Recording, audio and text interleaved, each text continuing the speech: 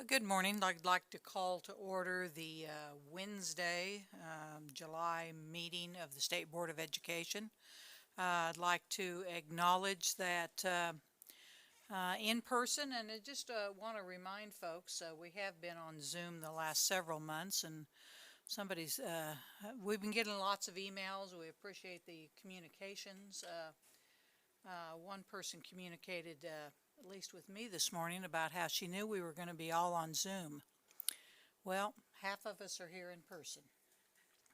So, several members are on Zoom, and they have good reasons to be on Zoom. So, half of us are here in person for an in-person meeting today. So, we welcome the opportunity to have these conversations this morning.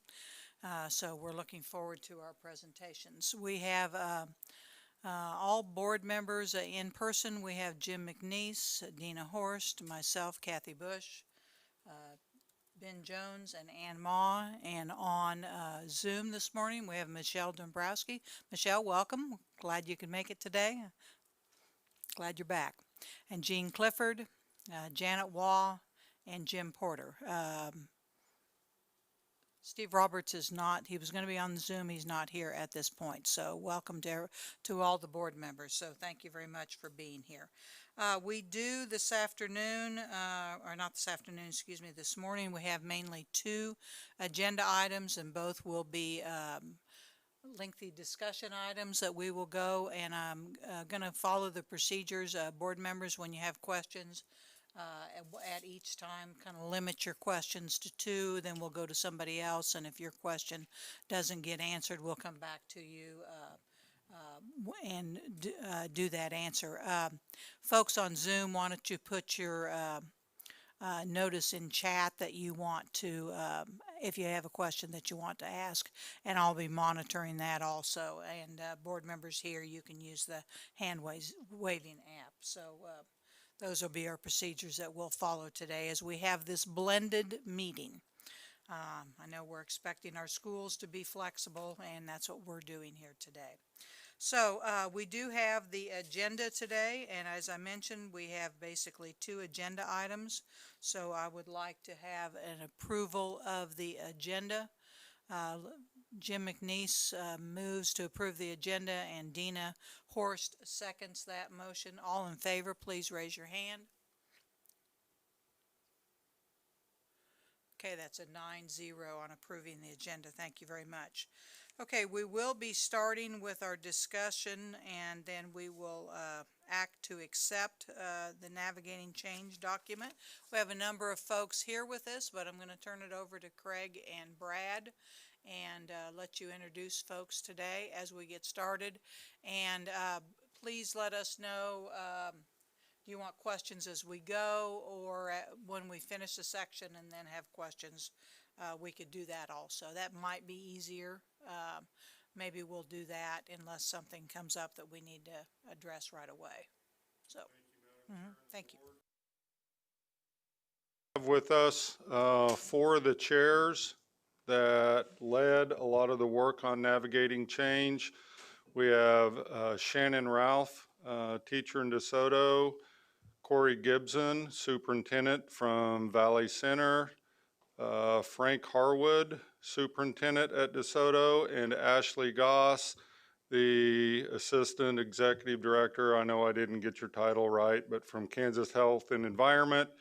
And they are going to share with you a PowerPoint. If we could have, well, at some point I'm going to turn it over to Corey Gibson from Valley Center, and at some point he'll want to be able to share his screen, but they're going to walk you through kind of the methodology, a lot of the thought that went into this document, and then be able to field questions. So First of all, before they start, on behalf of the board, we would like to thank the four of you that are with us today for chairing these various committees. And I'll just reiterate the over 1,000 teachers, board members, health professionals, educators, professionals in other fields that assisted us and you in this work that we are being presented with today. So again, thanks to you, and please extend to your folks who worked with you our appreciation and our thanks, because the work that they have done, it's just, it's amazing. I can't give you guys enough thanks and enough appreciation, and I know my fellow board members feel the same, so thank you very much.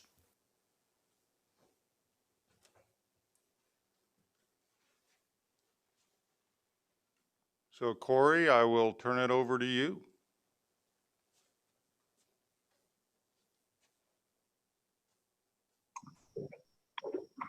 So, good morning, Madam Chair, members of the board.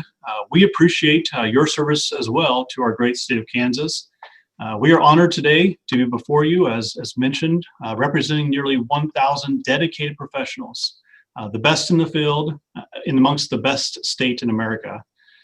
We are honored to be with you, and we would like to walk you through some of the document, and we appreciate your support during this unprecedented time. Now, our plan today is to share a review of Navigating Change document through the lens of the practitioners. And then once again, it would be nice if you can hold those questions to the very end, but if certainly something jumps out that you'd like for us to elaborate on, we'd be more than happy to do so. So feel free to interrupt as well, but we will allow some flexibility at the end for questions. We know this is a large document, and we know that we can address some of those questions in regards to both the creation and the actual contents. So one thing I like to keep in mind, and this is in the very front of the book, and I think this is really important for not only you, but everyone in the state of Kansas, the guidelines were created with two overarching questions. How do we keep students, educators, and community members safe as possible during the pandemic? And how do we ensure each student is learning and being supported regardless of the learning environment they're in? So this is a supportive guidance document that was once again created by the field. And we appreciate all the lawmakers, policymakers, medical professionals, teachers, educational leaders, and others that helped in the design and development of this document that was created with students and their coworkers in mind. Now, the document won't answer every question, but rather is to provide guidance. I personally make over 1,000 decisions a day, but one of the decisions that seems to stump me almost every day is when I walk into my house in the evening and the question's asked, what's for dinner? And I don't know if you experience those same things, whether to go out, make something, eat leftovers, or everyone on their own and decide what they can make themselves. But occasionally, just like last night, my wife will play a different game with me. Sometimes I'll walk into the house and there'll just be things randomly scattered across the kitchen that'll be thawing. So, for example, last night I walked in, there was frozen spinach, frozen shrimp, and frozen scallops all thawing on the counter when I arrived home. I looked at her and said, "What's for dinner?" And she said, "That's yours. You decide." So then I go to the fridge and begin picking out the ingredients in my mind that will complement the meal. This document was created with the idea that districts of all sizes can go to the refrigerator, pick out the ingredients, and put together a recipe that makes the most sense for them at that current time in their current community. We all recognize that regardless of what recipe we're building at the beginning, it is quite possible that due to COVID exposures and other challenges we will face, that the recipe will change over time. And the last thing I want to say is this was created by stakeholders for stakeholders. This is a grounds up movement, not a top down. Now, I've walked lots of tight ropes in my life, and so do you as elected officials. And at times we lose our balance, but our goal is to not fall off the rope. The tightrope you all and every board of education and district is walking on currently is definitely one of the thinnest in my career. We are balancing two sides that appear to be in opposition. One that genuinely fearful of the virus, and one that believes it's nothing more than some sniffles. However, the silent majority recognizes the challenges we all are facing, and they recognize we all want the same thing. We want our students and staff to be in school working with one another, but we want to do so in the most safe way possible. It is my belief that this guidance document actually provides the ingredients for both. And so with that, I think the two key words, if this were the headline that the document was created in mind, was flexible and adaptable. It's meant to support districts from Wichita to Healy, but it's also meant to provide local health officials an opportunity to dialogue and help guide the discussions in their community, while allowing flexibility and adaptable ways that may be needed throughout the year. The way we begin things here in Valley Center may not be the way we end it. In essence, as I was describing this recently to a reporter, I see this document as bumpers on a bowling lane. And so, you know, those bumpers that come up, and maybe you still use them to this day, but definitely for young kids, they come up on the side. And we have the CDC guidance and the federal guidelines. And then now we're in the point that we're narrowing those bumpers a little bit for the state of Kansas through your help and KDHE. But then those guidance, those bumpers may narrow a little bit more through counties and county officials. And then districts will take all of this information and narrow it even a little bit further to create their own plans, which will be implemented in schools, and then which will be implemented, of course, in the classrooms. And so it's creating the lanes.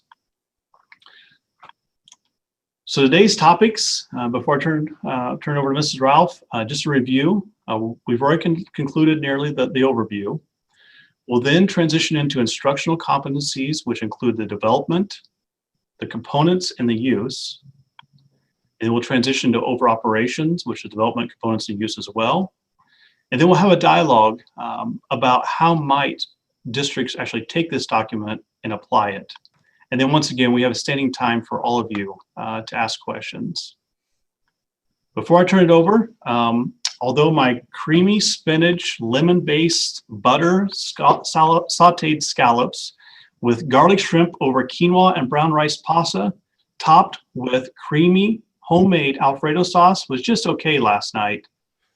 Keep in mind, it was the first time I made that exact combination. And likewise, this is the first time our districts have been asked to put together this recipe. However, I'm pretty confident this document will assist them, but we'll need a lot of grace and understanding as educators attempt to support our state's most valuable resource, our future, our kids. So with that, Mrs. Ralph. Thank you, and thank you, Madam Chair and board members, for this opportunity. I have to tell you, I'm really excited to be able to present to you about the first 900 pages of the document, which is the instructional component of the document. And you will hear several phrases repeated as we do our presentation over and over, because they were the focus of the development of this document. And I'm going to just lay a broad overview of, Corey just said it was built by stakeholders for stakeholders. And I have to tell you that I have been overwhelmed by the expertise of the people who did the work on this document, and the passion that they put into it, and their overall heart for what's good for Kansas. And so you can rest assured that this document was built with love by these people. Just to provide you a little bit of background, last spring, of course, we had about 72 hours to develop a continuous learning guideline. And it was also developed by very thoughtful people. And we just did the best we could. And you all know it was a crazy time.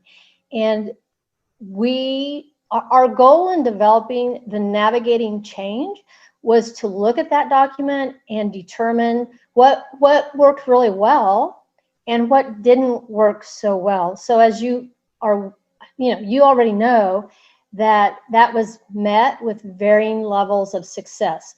So our goal was to make this document, because we had more time and we can better prepare for the pivots that districts will have to do to make a document that's able to do that.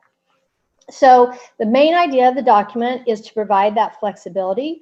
Corey mentioned that that we know that districts are so unique in size and makeup and in the spread of the disease. And so the document, the challenge was to create a document that could meet the needs of every district. And so you will see the design is made so it's very flexible, and it's not meant to be prescriptive. It is not a mandate. It is not you have to do it this way. It's here are some tools, take them and use them to the best for your district. And so the heart of the document is from the competencies that were developed. So to explain the difference between competencies and standards, standards are very, very specific content related items, and competencies are much broader. So the idea was, what do we do for schools who are, for example, maybe they're meeting on site and there's a case or some cases and they have to pivot and be remote for 2 weeks, for example.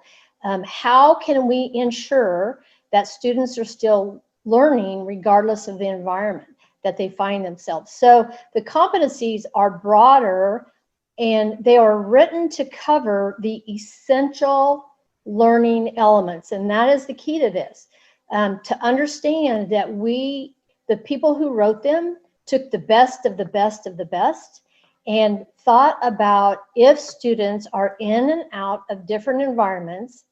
In May of 2021, what do we need them to know? What are essential elements we need them to know?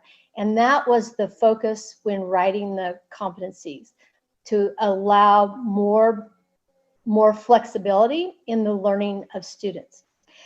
So the interesting thing is about the competencies is they can be used in lots of different ways. They were written to be cross-curricular. And so you will see in the document, and I know that you've had a couple of days to preview it, so you already know that the competencies have a coding pattern that's defined at the beginning of every grade band. But they also, there's a column where the competencies are aligned with the standards.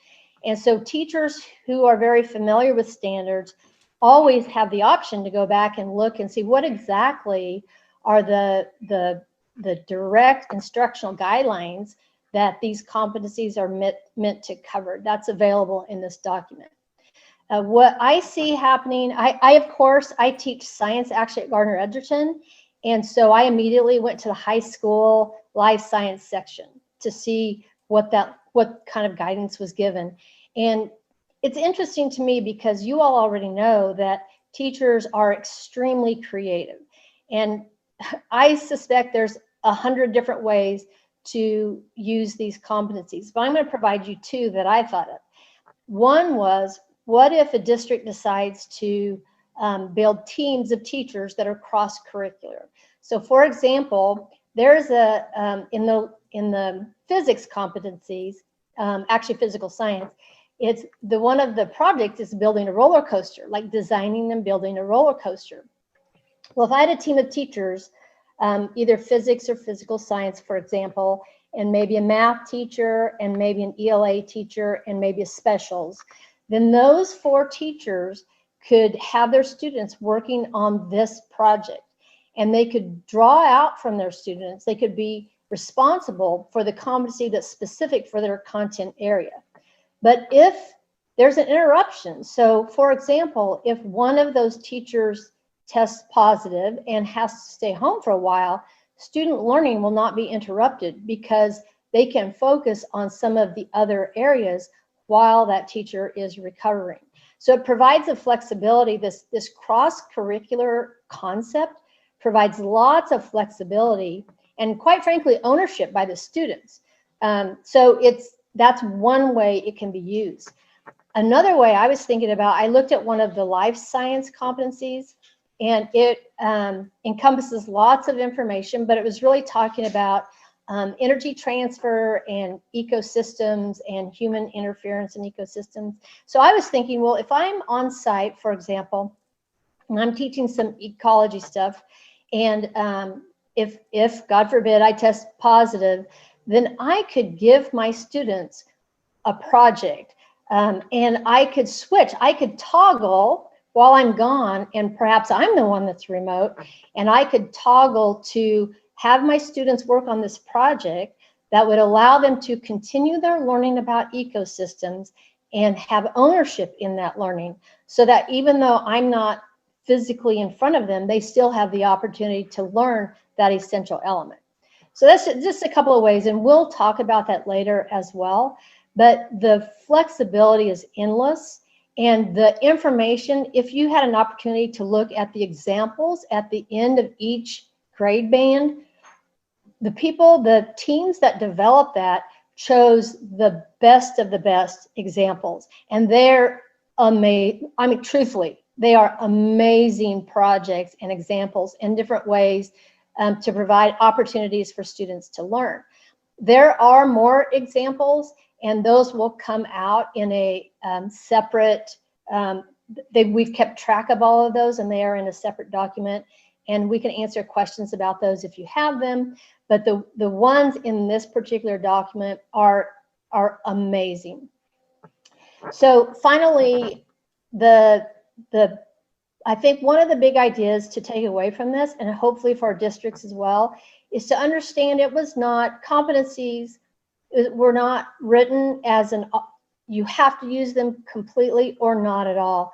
The flexibility that I've just described was the purpose, and to provide essential learning elements was the purpose, and to give student ownership, so that if students, regardless of their environment, they can see their own progression, their own learning progression, and they can have some ownership in that process. So generally, I hope that gives you a broad overview of those first 900 plus pages. And at the end, I'm happy to answer any questions that you have. But I'm going to toss it over to Frank and Ashley to talk about the operations side. So again, thank you to the State Board of Education for allowing us to present to you today. My name is Frank Harwood. I'm the superintendent of DeSoto, as I said, and as much as we would enjoy Shannon working in DeSoto, we didn't want you to think. I'm glad she said that she was at Gardner Edgerton, so it didn't look like DeSoto was cornering the market on this document. So just a little bit about the operations side. I'm going to talk a little bit about the folks and how we went through this, and then Ashley's going to talk a little bit more about public health's role in how this document is going to work. So the first thing, as Corey said before, one of the guides is to safely have students and staff come back to the buildings. And so the operations is really focused on having people come back. There are other decisions about should, but if they do or when they do, these are the guides that we think districts could consider. We know that out of 286 public districts and then the accredited private schools that are also involved with this, they all have very different situations. And again, we'll talk about flexibility here in a minute. On the operations side, there were over 80 educators, healthcare, public health officials, parents, legislatures, and it really was a statewide effort. I looked briefly at the list and quickly found folks from Leavenworth to Dodge City, which pretty well covers the breadth of the state. Each of the members of the committee were allowed to select an area to work on, and those show up in the document. And so there were committees formed for each of those areas. There were actually 7 committees formed. The 8th area for health was worked on by the Kansas Department of Health and Environment and then incorporated at a later time. So each of those areas comes up with recommendations for consideration for districts. It's important to note that sometimes the district is going to have to make a decision based on their own situation. And one example of that has to do with students on buses. The Transportation Committee, their advice is that students should get off the bus as soon as they get to school and should load as late as possible to get onto the bus. And that has to do with reducing the amount of time that they're in a small space. The Transitions Committee, trying to decrease the amount of time students might congregate outside the building, suggests that students stay on the bus.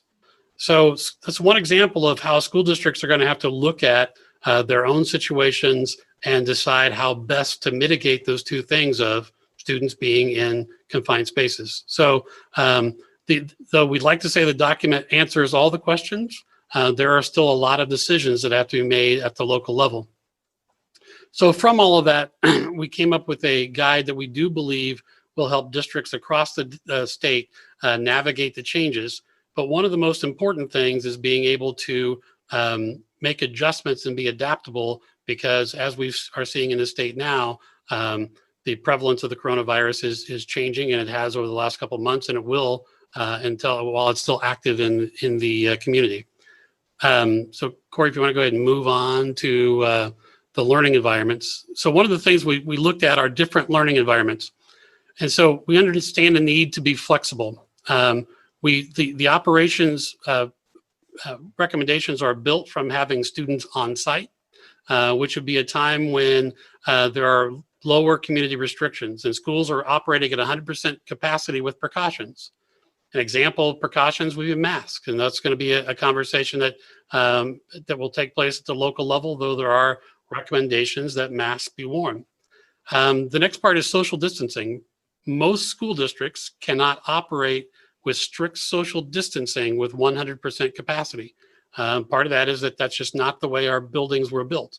And so that's why we talk about social distancing is feasible. Group sizes, that's something that will be more at the local level. Moving to hybrid is where we get to the point where if social distancing is being required, most districts will have to look at some scenario where not all students attend every day.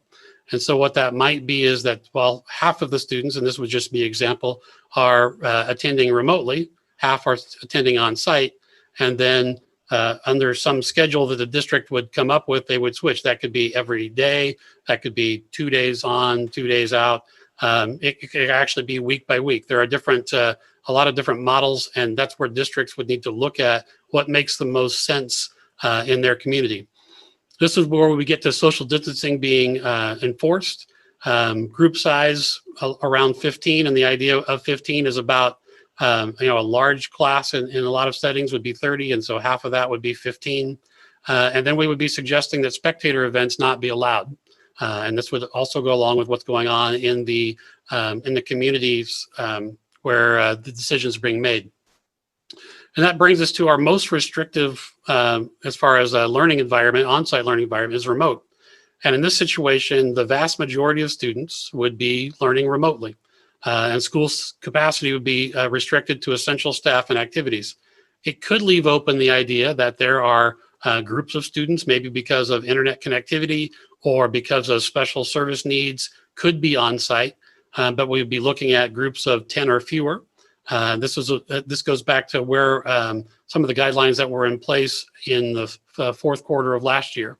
And again, at this situation, if we're in remote learning, we would expect that spectator events would not be allowed. So one of the big questions that comes up is, how do we know which learning environment we should be in? And we talk a lot about, it has to do with what's going on in the community. And this is where there's a intersection between education decisions and public health decisions. And so several times throughout the document, it talks about, first and foremost, develop a strong relationship with your community health professionals. And so to take that a little bit farther, I will turn it over to Ashley Goss, who is the, I think, Assistant Secretary for the Kansas Department of Health and Environment. Good morning, everyone. Thank you, Chairwoman and Board, for inviting us to speak today. And Frank, you almost got it right, closer than Corey. I'm the Deputy Secretary for Public Health at the Kansas Department of Health and Environment. So, Corey, if you want to go ahead, and there you go. So, as Frank alluded to, what's going on in your community is very important and should play a vital role into what kind of learning model you're going to use within the schools. And so, as Frank has said, and we've been saying as much as possible, we need the local school boards, school districts, superintendents, whomever it's going to be, to work on a consistent basis with the local health department. The local health department employs the health officer, and the health officer is the one who has rights to shut down the county, essentially. of course, they have to work with their local board of health. And so we want the schools to kind of be hand in hand with them so that the schools are making the best decisions, working with the local health department as well to hopefully keep kids in school as much as we possibly can, because we know how vitally important it is that kids are able to continue to learn in a safe environment. But most kids learn best when they're actually in the classroom. So considerations for learning environments, you'll see we tied this to some of the common language that we have in the guidance, which is low, moderate, and high. So working with the health department, if your community is considered to have low restrictions, then the disease spread is low within your community. So it'll either be on a steady decline or it'll be low. So Frank pointed out yesterday when we were talking about this, some counties, we still have 3 counties in Kansas that still have no cases. I'm pretty confident by the time school starts, we will have no counties in Kansas with no cases. But we have several counties that are doing a really good job at keeping the spread of the disease low. And we aren't seeing a lot of increases. And so those counties would most likely have low restrictions for the members of their community, meaning that they may or may not wear masks. I hope they do when they're out, but they may not, and there may be no restrictions. And so in that situation, a school would certainly be operating at, with kids in school, pretty much in what we're used to, a normal school day. In a county with moderate restrictions, as you can see, we would recommend you use, again, the daily case rates by onset of new cases. That number would be flat. Or stable, essentially. So not necessarily going up, but not going down. And so that county is kind of sitting in the middle, like waiting to see what's going to happen. In that situation, it might be best, again, with conversations with the local health department, you may have to alter the learning environment. So you may need to implement a hybrid model of learning. But again, each school is going to look different based off their population and resources that they have to utilize within their school, whether it be being able to have more space for classrooms, not have as many kids in class, things like that. All things to think about if you're doing a hybrid model. And then high restrictions, of course, as you might imagine, this is going to look for a county that has been constantly increasing. We proposed over the last 4 to 6 weeks, given what's happening right now in Kansas, that's not going to look good for a lot of our larger counties, specifically where Corey, Shannon, and Frank are.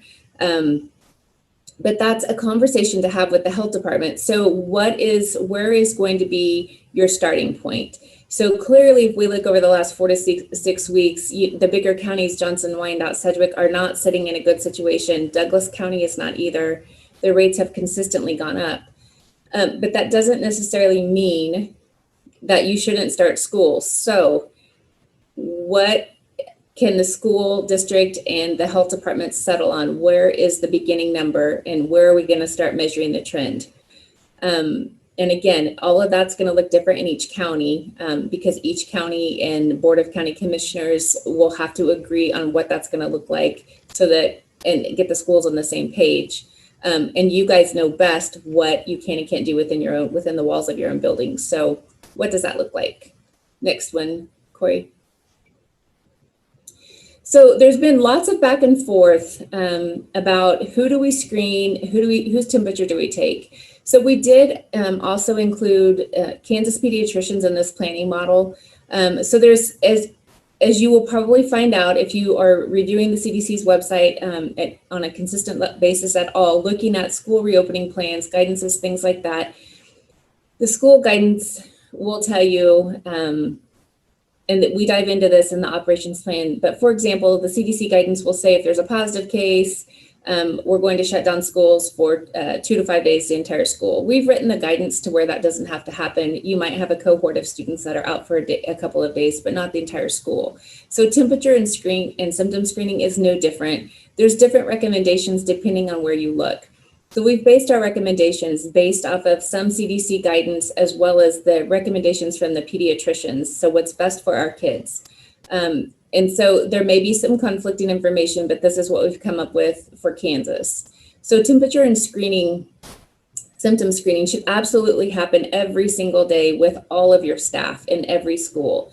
This is something that we've been doing at the state since COVID began, and when we actually started to bring staff back in. We still don't have all of our staff back in. We still have lots of remote workers, but those that come into our buildings, these steps happen before they're even permitted to go past the screening desk. So this is the recommendation that needs to happen within every school building. These two main questions need to be asked. Have you been in close contact with someone who's been diagnosed or suspected of COVID-19? So we hope that people are honest with that. What happens, because we have so many cases happening in Kansas, sometimes there's a lag in the contact tracing. I'm sure you've all heard about that, and what House Bill 2016 has done with that, thrown us some loops. So a staff member may have been notified by a positive case before the actual county health department has been able to notify them. So it's vital that we ask staff every day, have you been in contact with someone who's been diagnosed? Because they may truly know before they're officially notified by the health department. If that answer is yes, there's no more reason to screen them. They need to go home for 14 days. If the answer is no, go on to ask them about symptoms. And if they have any of the 2 symptoms that are listed on the list, again, they need to go home and probably seek further evaluation or testing. Unfortunately, the list of symptoms is the same list of symptoms that lead to so many other illnesses. And that's the hard part of this. We face this every year with influenza as well. And it's hard. So, and we can have people, I will tell you, we have tested that have the majority of these symptoms and they're negative for COVID, but these are the symptoms that we're seeing so far. Some don't ever even have fevers. So you have to be pretty rigid on this. And unfortunately, I know it can create issues with staffing and make things a little bit difficult, but in the end, if you catch the one that is symptomatic and ends up positive, you've saved potentially a lot of positive cases in your building. So if they have any of the 2 symptoms, again, send them home. If they answer no to both of these questions, then you can have them have their temperature taken. Corey, go ahead. So the staff should have their temperatures taken, again, on a daily basis, preferably using a no-touch thermometer. That way, the people who are screening don't have any contact at all with the staff member. I will tell you in the state buildings that those that are doing the screening and taking temperatures are wearing PPE. They do have a cloth mask on and gloves every day, just because they're handing out wristbands. Once someone passes and is permitted into the building, then we have to wear a band that indicates we've been screened. So again, all staff need to be screened on a daily basis. Anyone with a fever, again, should be sent home, not stay to see if it goes away or whatever. They need to be sent home, not permitted into the building. And if you have staff that you are potentially sending home, we would not recommend that they go to their classroom and gather some of their things. The answer is go home. If you need something, we will get it for you and set it outside or whatever is established. But no, they may not come into your building would be the best practice. Regarding students, so listening to Dr. Norman, the secretary of our agency, we talk a lot about kids. There's been lots of different recommendations for kids, how to protect them, keep them safe. In the general public right now, when they're out walking around, we have a recommendation that they do wear face masks and that they should be screened. However, a school setting is a little bit different because if you were going to screen a student population, say of 2,500 kids, that's all you would do for the entire day. No learning would ever happen.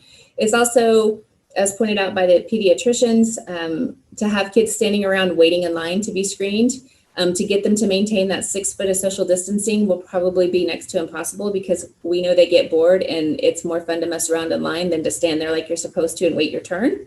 So that could create issues for more than one reason, but also make it very easy to spread the disease should a kiddo be asymptomatic or actually symptomatic. So we don't recommend that you temp test or screen the kids in school before they enter. What we recommend is that the schools work closely with their local health departments, develop basically a screening protocol, educate parents as much as possible on this is the expectation before you send your child to school today. I know that it's going to create some hardships because I know in a lot of communities, for example, I'm from Garden City and packing plants, and those are shift workers. A lot of the parents are at work before kids are even up and getting ready for school. So helping parents figure out how are my kids going to be screened so that they don't get on the bus if they're ill. and what that looks like. So that's a conversation, a really important conversation that needs to happen between the health department and the schools, and then communicate it out to families the best way possible. Next one. All right.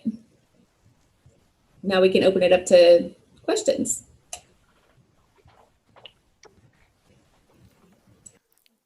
Frank, I have a question for you, if you don't mind. We'll start it off, and then certainly anyone else that would like to jump in, we'd love to have your questions. So, Frank, this document is nearly 1,100 pages long, and there's a lot of contents there. How might or what recommendation would you make to other districts in a practitioner sense of what would you do with the document now if you have it in your hand to really make it applicable to your district? Well, I think the first thing is to not worry about the fact that it's 1,100 pages long. Any one person in the district probably needs about 20 or 30 pages of it. So one of the first things may be to start dividing up the sections. The section I worked the most on was the operations section, and in that section there are a lot of consider this kinds of things. And I think that's getting a group of people together, and could be a small group to start with, and start going through those considerations and changing them from consider statements into we will statements. And then from there, you need to, and usually it's because a small group will help you get those decisions or those recommendations narrowed down faster. Then you broaden the group.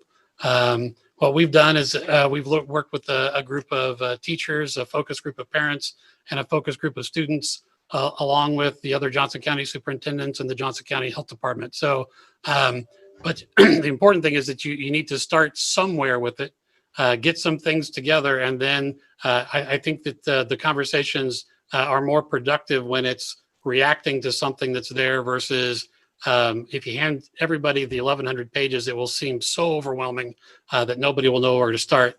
So breaking it into the parts, getting groups to work on each of the parts, and asking those questions: how does this apply to us, and how would we proceed? Thank you, Frank. We're open to any questions you may have. Hey, Jim McNeese has a question. Jim? Well, first of all, thank you very much. You guys did a great job. The presentation was very good too. And it is a daunting 1,000-some pages. But I'm going to stay with Frank, when you were talking about really implementation.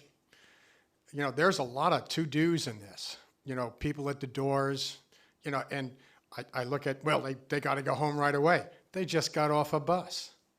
What do you mean go home right away? Where's the holding area? Is there a holding area? Or you just leave them outside the door? Or do you have a bus ready to take them home? No, what I'm saying is you don't have those questions. Those are questions for the districts. Every statement you make has some, implies some action or activity or organizational design to make this work. And here we are, I think it is July 15th, isn't it? You know, and school districts have to get ready, and a lot of districts are within less than a month going to be meeting with their teachers. And though it might sound like a month sounds like a long time, a lot of teachers are not just, and a lot of staff members and facilitators are not ready and practical. I guess my question is, how long is it going to take for a district, whether it's Wichita or it's Elkhart, to get organized to do the things that you've presented, even in the operations side? Because I think actually the instructional side will be more swift, but in the operations side, to be ready for the doors to open for students for any number of reasons. How long? I guess individual school districts will have to figure that out, but I'd like your comment on that. How much time is it going to take to do this, to get ready? Certainly I can start, and Frank may want to chime in, or whomever else. I believe it's highly improbable that any district is waiting until tomorrow to start. Some districts may be further along in their planning, and it might be because various factors, size, capacities of their buildings, or maybe their county health have already established what their expectations are come the school year. So I think we're district by district, county by county. I can assure you that no district is waiting magically until August to begin the planning. I think a lot of districts are now in the kind of looking at the fine tooth print of how it might work, what changes will happen. And as Ashley shared a little bit ago, things have changed dramatically. Even when we started the process of creating it, the exposure rate might be greater. So we may even start thinking differently today than what our plan might have been in mind a few weeks. But regardless of that, the bigger challenge, honestly, is the amount of time to get all staff and students trained on the new procedures, protocols, and planning for the next year. So many districts, like my own, has established groups that are working currently to help train them up to train the rest of the staff. And then later, of course, we need to work with students on how to safely enter buildings, because that's new to them as well. So that time frame may take longer than typical to gear up, so to speak, with training and professional development. Well, I'm also thinking, Corey, and that's really, that it's good to know, because I have confidence that a lot of districts are way ahead on this than people may perceive, but it's still getting right down to the nitty gritty of who's doing what, when, and where. And I just don't see that we're going to be able to just roll this plan out, even with the good work you guys have already done and the committees have done, and the schools are certainly gearing up. There's a lot of in-service, a lot of training, a lot of stuff to do to build the confidence that this plan will work, because it has to be then transferred, or the population that you serve in your different communities has to feel safe that this is really going to work and you guys are there. Yeah, I have confidence you're going to be there, but I get a lot of emails that people don't have confidence we're going to be ready. So yeah, thank you and good luck. But I just want to warn the public, this isn't going to happen overnight, and it's going to take resources.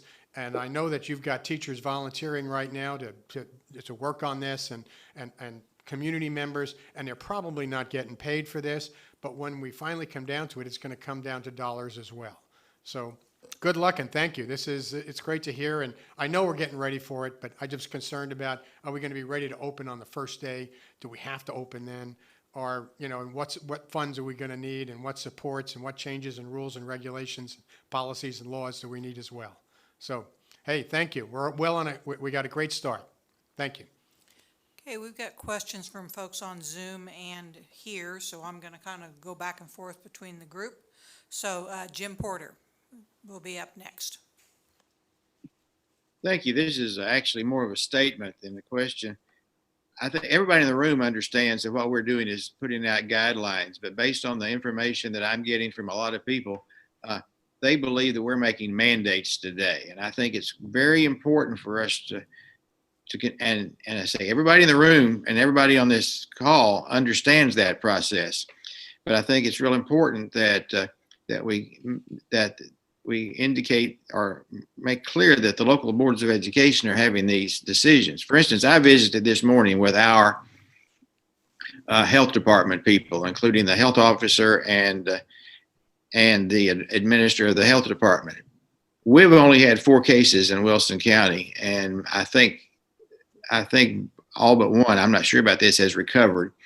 And so it's different than it would be in Sedgwick County.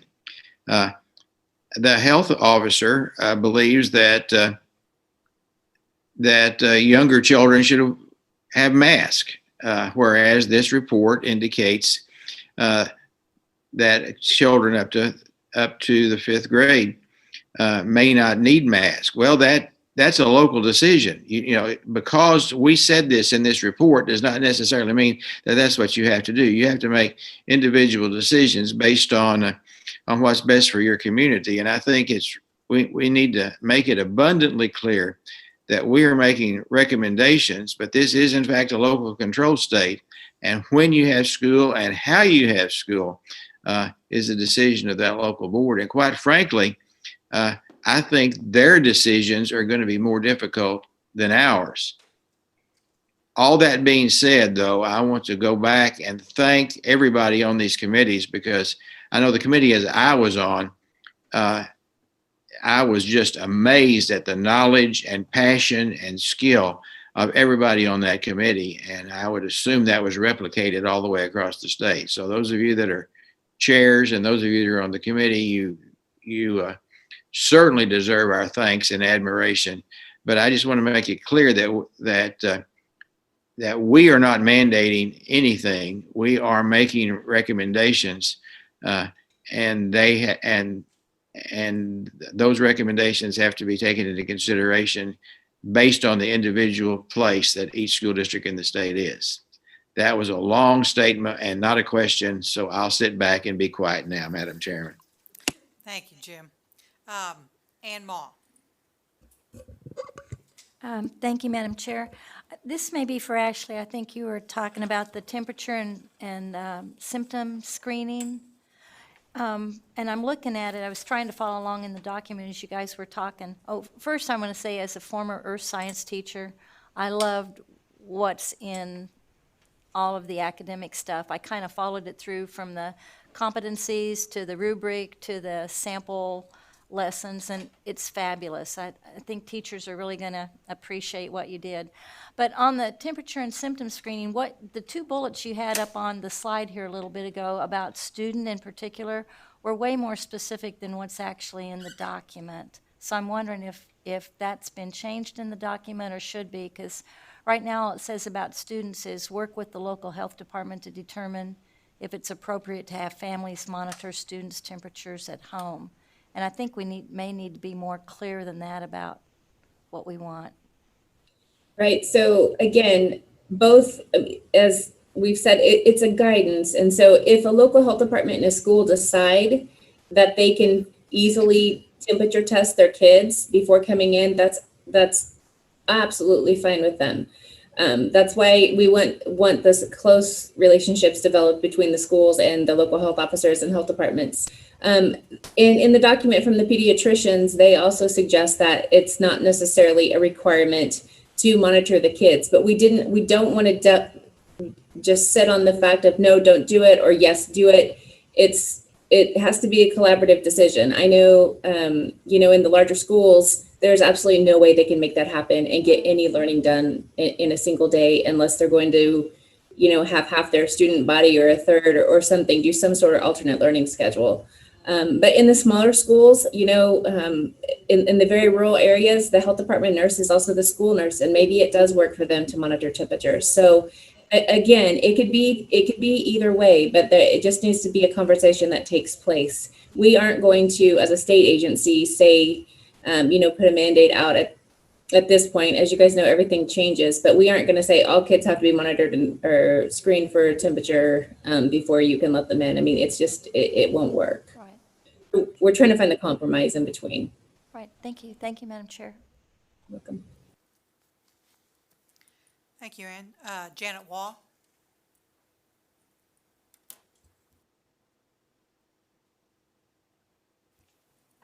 Unmute, Janet.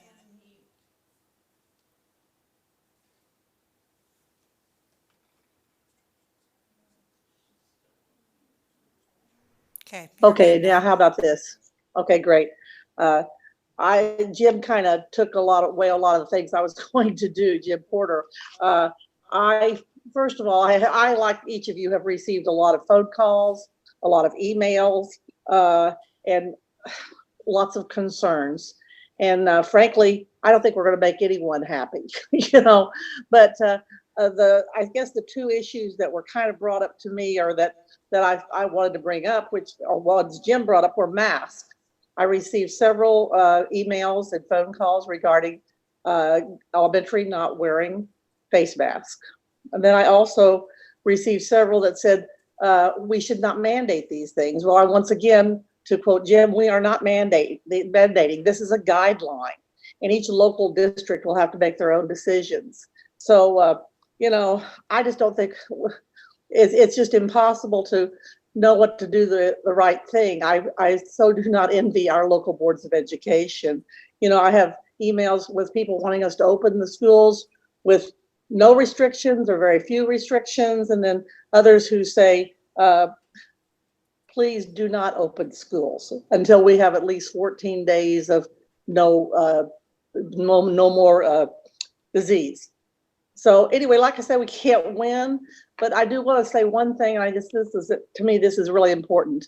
In my opinion, I personally believe the State Board of Education and the local boards of education, as well as all our staff, have the health and safety of all our students and all our staff members. That's our top priority. So thank you. Thank you, Janet. Dina Horst. Thank you, Madam Chair. I have a couple of questions, but one of them has to do with extending grace and whether we mentioned that in any location within the document itself. As I'm reading a lot of my emails, there's a lot of fear from teachers of being exposed to COVID and taking it home to a spouse, for example, that has a weakened immune system. So are we suggesting that possibly that districts might want to accommodate that particular person by allowing them to teach online, and perhaps making certain there is someone in the classroom to monitor their class while there are students in the room. So I guess that's kind of my first question, is whether we make that clear to districts that while it's a local decision, it still is something they need to strongly consider. And whoever has an answer can answer. Corey, that's fine if you want to answer it. I'll give it a shot. So does the guidance document specifically address that? Indirectly?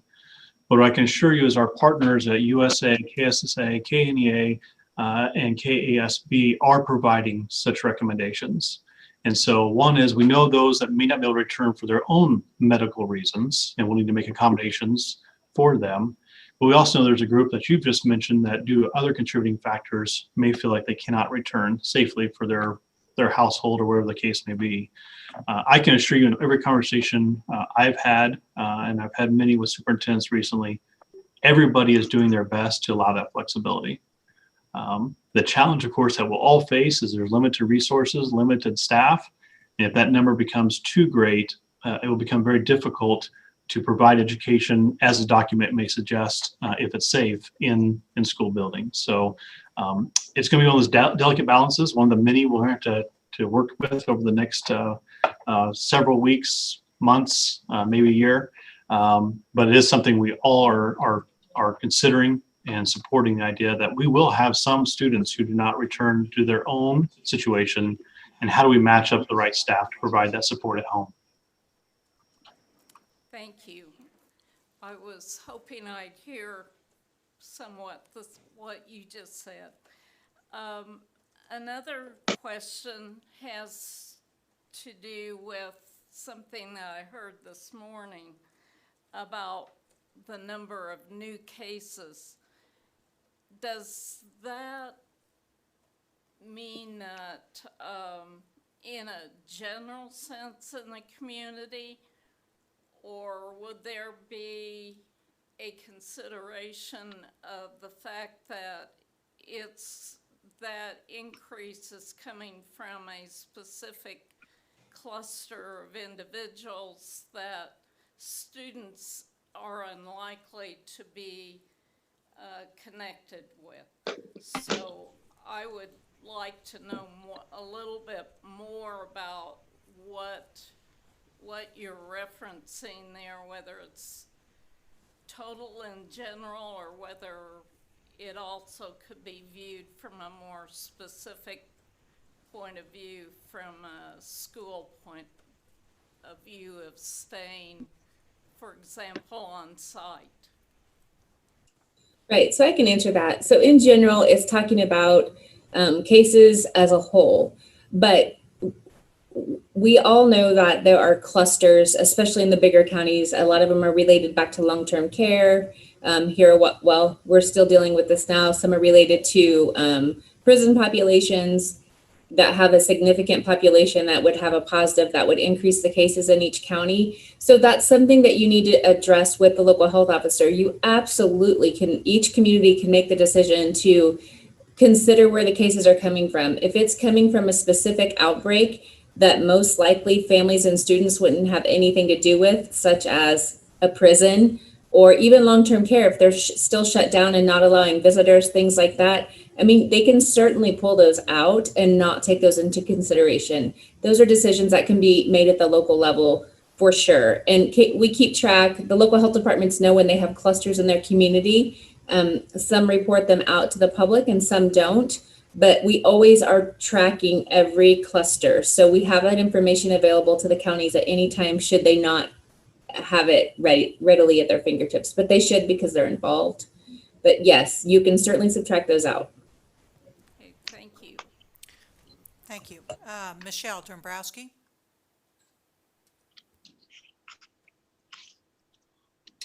Thank you, Madam Chair. One link that I received from the Kansas chapter, the AAP and the AAFP, about wearing masks, children under the age of 12, it was suggested by them that could do more harm to those children. I'm just curious if we're looking at that and when we're considering going back to school. So that was one thing I had a question on. And then the other thing is, last Monday, a lot of places are now doing saliva tests with sputum, which is not as invasive. So more people are thinking, well, I'll do that. That sounds pretty easy. I've been around somebody that maybe I thought might have it, or they told me they think they have it. So are the cases actually going up, but not the illnesses? Positive cases doesn't necessarily mean illness. These people might not have any symptoms. And I know we're not even sure if children can transmit to adults. There's a lot of things that are unknown about that. So my concern is, if we're taken just because somebody had a positive case doesn't mean they're necessarily sick. They may not have even a fever or any symptoms at all. And in children, I'm just not seeing the data, I guess, with children and transmitting it to adults. So I guess those are the two things I would like to look at. We're seeing an increase in cases in our area because a lot more tests are being done in a less invasive manner, and maybe they have a higher sensitivity. I think that is something that we need to be speaking about with our public and with the local health officials. Thank you. I can address those as well. So in regard to positive cases but not being sick, if you have a positive case, you can transmit the disease. So any asymptomatic individual can transmit the disease to any other person, and that person that gets sick from an asymptomatic person can in fact become very ill. And that's the scary thing with this disease is, I mean, any one of us could be walking around asymptomatically, and if we just happen to be tested, we would know. Otherwise, we could be walking around carrying the disease. We're fine, but we might transmit it to our 97-year-old grandmother, right? Not knowing, I mean, having no idea. So that's why it's a little bit scary. And as far as more testing is creating more positives, still the majority of the tests that we're getting positives out of are symptomatic individuals. Where we tend to find the asymptomatics are when we have positives, say like in a long-term care center, any congregate setting where we have a positive, we automatically will test the entire population because they're congregate and they don't go anywhere. So they're captive where they're living. So that's how we find a lot of asymptomatics. And that's where the majority of Kansas's asymptomatics have come from, is in those congregate settings. Because right now we still don't necessarily just test anyone who wants to be tested. And at some point we would love to be able to get to that, because it would be a great population study to see what the virus is actually doing. But because we have resources, but as you guys have seen around the nation, resources are starting to become limited again in different states.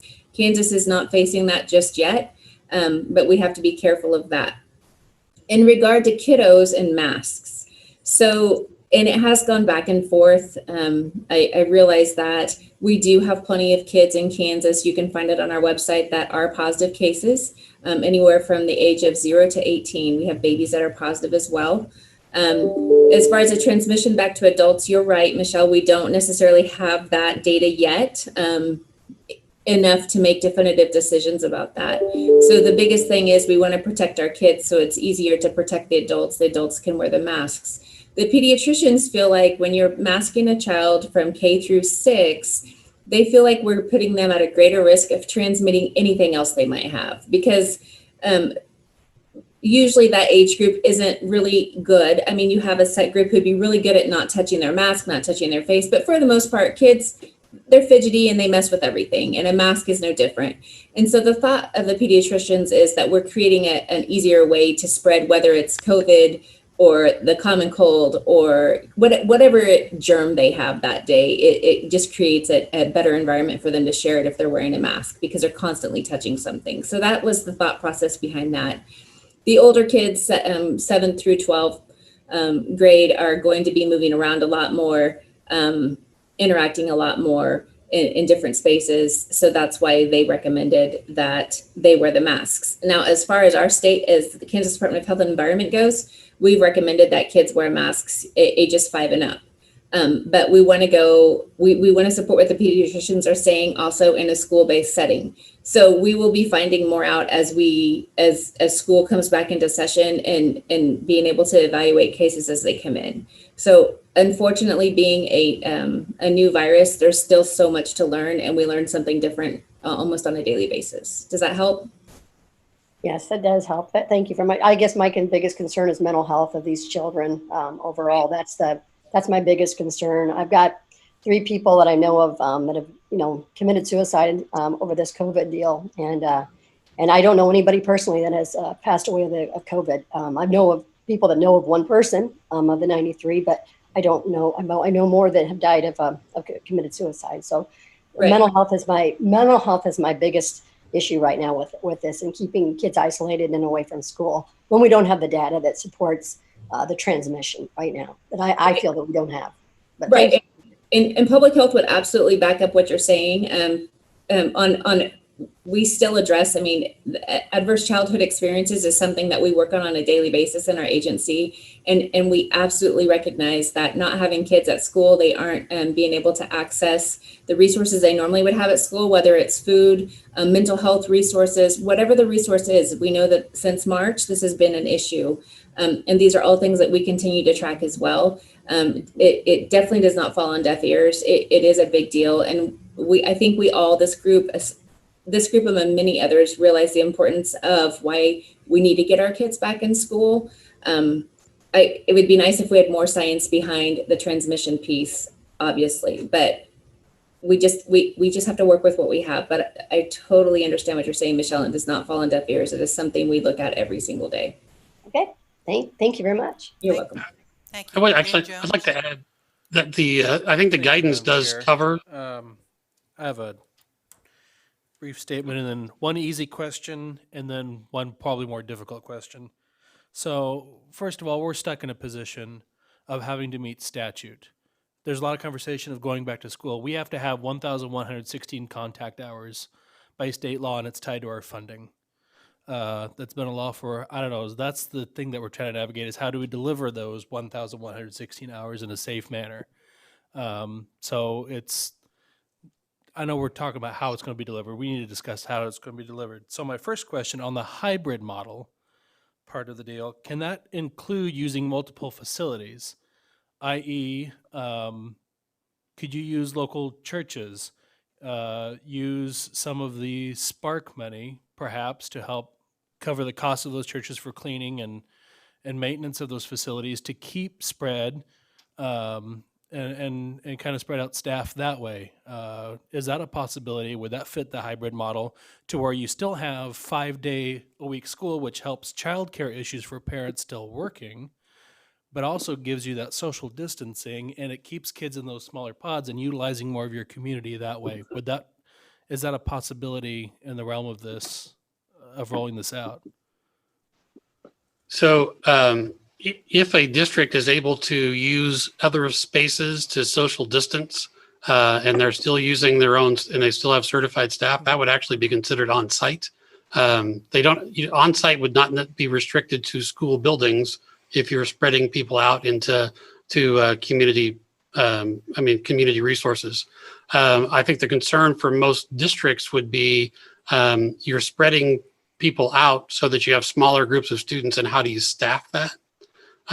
So if a school district worked something out with other community agencies where some of those students would be getting supervised or childcare on an offsite location during a hybrid day while the teacher was in another location, then yes, that could be considered part of the hybrid portion.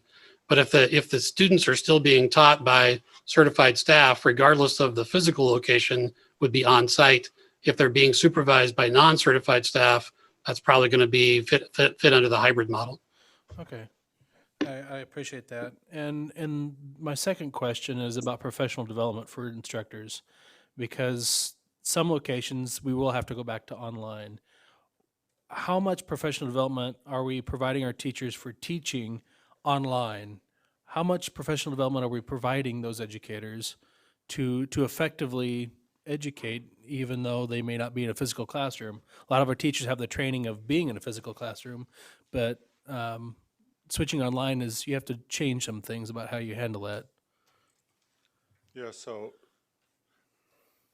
at 8 o'clock this morning, we met with service centers, we met with TASN staff, internal staff, and our comprehensive center, which is McCrell out of Colorado. We are starting, we're just on the tail end of stage 2, which was preparing this document. Stage 3, we are now getting ready to provide trainings,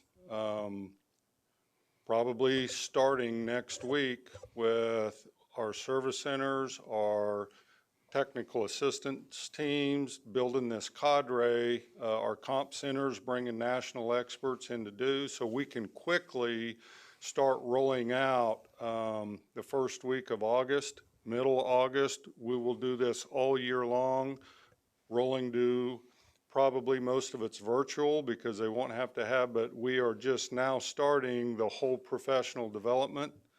We have written a grant to the U.S. Department of Ed to get agency additional resources to help compensate all of these service center, so that we started that 8 o'clock. We've been in communication the last 2 months, but as soon as this document hopefully is approved, we quickly move into the professional development to give teachers, principals, superintendents, even the leadership of how to navigate through this, and that starts next week.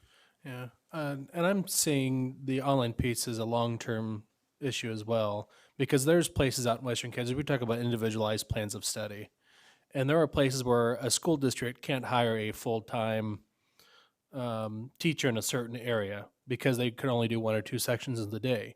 And so they will have to do that virtually through another teacher from another location. And so to better that quality for the long-term sustainability of Kansans in these smaller districts, to have access to qualified personnel in long-term. So I'm not just seeing it at COVID, it is a long-term issue to deliver quality education virtually if we're going to do IPS. And I thank again all the people that worked on it personally. One of my superintendents was the chair for my district, and I appreciate the superintendent of the year, of course, and so I appreciate all the work that everybody's put in. There's 1,000 people that worked on it. I had 2 fellow church members and Lions work on it. They were talking to me this weekend, and they said it's a lot to go, but we're looking forward to seeing our kids again and seeing how we can best educate our kids for this upcoming year. Because this teaching is a calling. We care about our kids. I'm a licensed teacher, and I can't wait to see the kids too. So I appreciate you, Madam Chair, and thank you. Jean Clifford. Yes, I also wanted to thank everyone who worked on this. I participated in one of the areas, and I was just so impressed with the expertise and the professionalism of all of the teachers and the people who participated. I represent districts that have from 0 to some of the highest numbers in Kansas. And I think there's something in there for everyone to be able to utilize in working with students and in opening schools, and in making changes as needed throughout the year when the virus situation indicates. I did have a question, and that is, I've also received a lot of emails, and many of the concerns deal with what the expectations are for those students or staff members who need to stay home for a couple of weeks or more, whether they're able to continue, or maybe they're too ill to continue to work.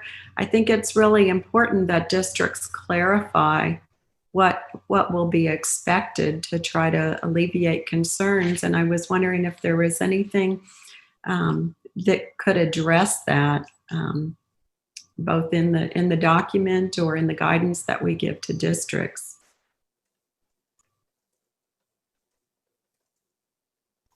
Once again, I don't know if the document itself has that in there, but I do think the conversations that continue. I'll just give you an example of a conversation we're having in our district. If the person does have COVID and are required to have the 14-day minimum, of course, being out away from the buildings, could we, for example, substitute someone else in? It could be a substitute teacher, or could we substitute in another person to help supervise physically in the buildings while the delivery still happens from the home back into the classroom? So I think the conversations I've had, in most cases, we hope to have that flexibility. There are not enough educators, not enough subs, particularly during this time across the state. So we're going to be innovative, if that's the right word, in order to accomplish the task and support the kids the best we can with the best qualified people we have available. So the answer is in the document, not specifically, indirectly, once again, but I do know those conversations are happening. And some of our partners will provide some of those supports and ideas of thinking outside the box, per se. I think Randy's going to address some of that also. Dr. Watson? Thank you, Jean, for that question, because I field the same type of questions. I think it's important to note two things. The state board has no authority over employment decisions and law. I think I won't speak for all the members, they can speak for themselves, but I think in general, they feel that employees and students and families ought to be taken care of, and the right thing ought to be done. Corey, you alluded to that. You believe that's happening in districts, and I do too. Corey also mentioned where teachers need to lean on is that KNEA, United School Administrators, the Kansas Superintendents Association, and the Kansas Association School Board are working together to give some clear guidance about what happens. Do I take COVID leave? Do I take personal leave? Do I take administrative leave? What are the guidelines around that? And they are the people to really do that, because it involves a policy back at the local district. It also involves negotiated agreements. And in some cases, it involves federal and state law.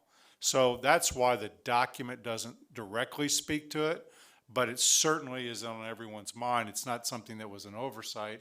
It's just those other entities, I believe, have to provide that guidance within the context of what happens in the local districts. Thank you, Randy. I have a question, and Ashley, this may go to you. Is KDHE going to establish some metrics as far as, I know we talked a little bit from Dina's question, if a certain cluster happens, and does that have an impact, but will KDHE establish some metrics on when people need to begin to look at various levels of going in or out of school as far as the rate? I know not all, but a majority of our cases are probably in 9 to 10 to 12 counties in our states.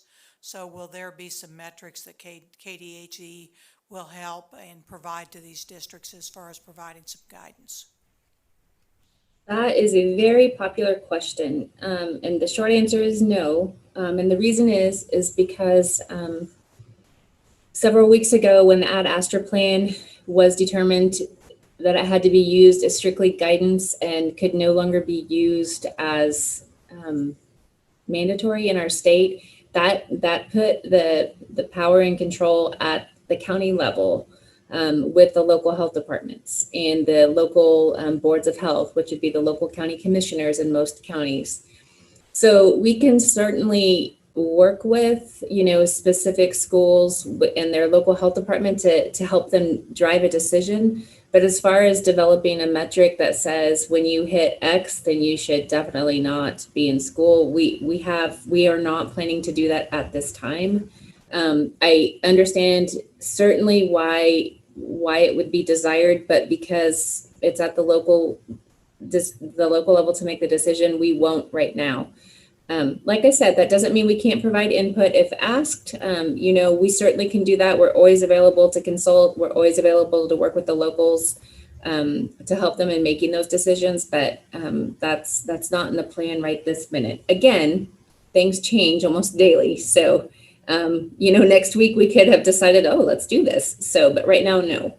So, but the fact that you indicated that the KDHE is willing to at least help provide input, because when you have your local districts and working with local health department and then the local board of health, and as you mentioned, that's typically the county commissioners. Sometimes I think there might be some additional need for some guidance, maybe, for some of our folks in various places. At least that's some feedback I've been getting, and I'm purposely being kind of vague about that. So right. And I'll just say, we've been involved and asked by counties before, and unfortunately sometimes it's a hard thing to level set when you're trying to open the economy, because obviously we need the economy to be open and running to support the state, the locals, all the things. And then there's a fine line to how we can open that but still keep the public safe. And that's where the rub is. And I'm sure that's what you're kind of alluding to delicately. And so we are certainly open to be consulted, but just please know, in some of the previous consultations we've been involved in, that we might make a recommendation of, you really should stay in phase 2, or you should go back to phase 1. And it doesn't always go that way. That the board is going to vote the way they're going to vote, and regardless sometimes of what the recommendation may be. And that's part of being a decentralized public health state. They can do that. I understand. Thank you. Sure. Ann Ma. Thank you, Madam Chair. We're getting a lot of emails that say, don't open the brick and mortar buildings until you have no cases in your county for 14 days. Now, my guess is that would be years in our biggest counties, but Ashley, can you tell me if that was the rule, how long would it be before we could open a building in, say, Shawnee County? That's too much math for me. I knew it wasn't fair, but.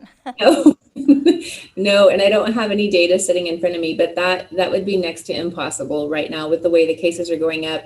Unfortunately, people are tired of being stuck at home. They're traveling, they're taking vacations, they're going to states that are hot spots that aren't on our restricted travel list. So they go to other places like Texas and California, where cases are crazy out of the woodwork, and come back and then bring viruses back. They go to events that have 100 people.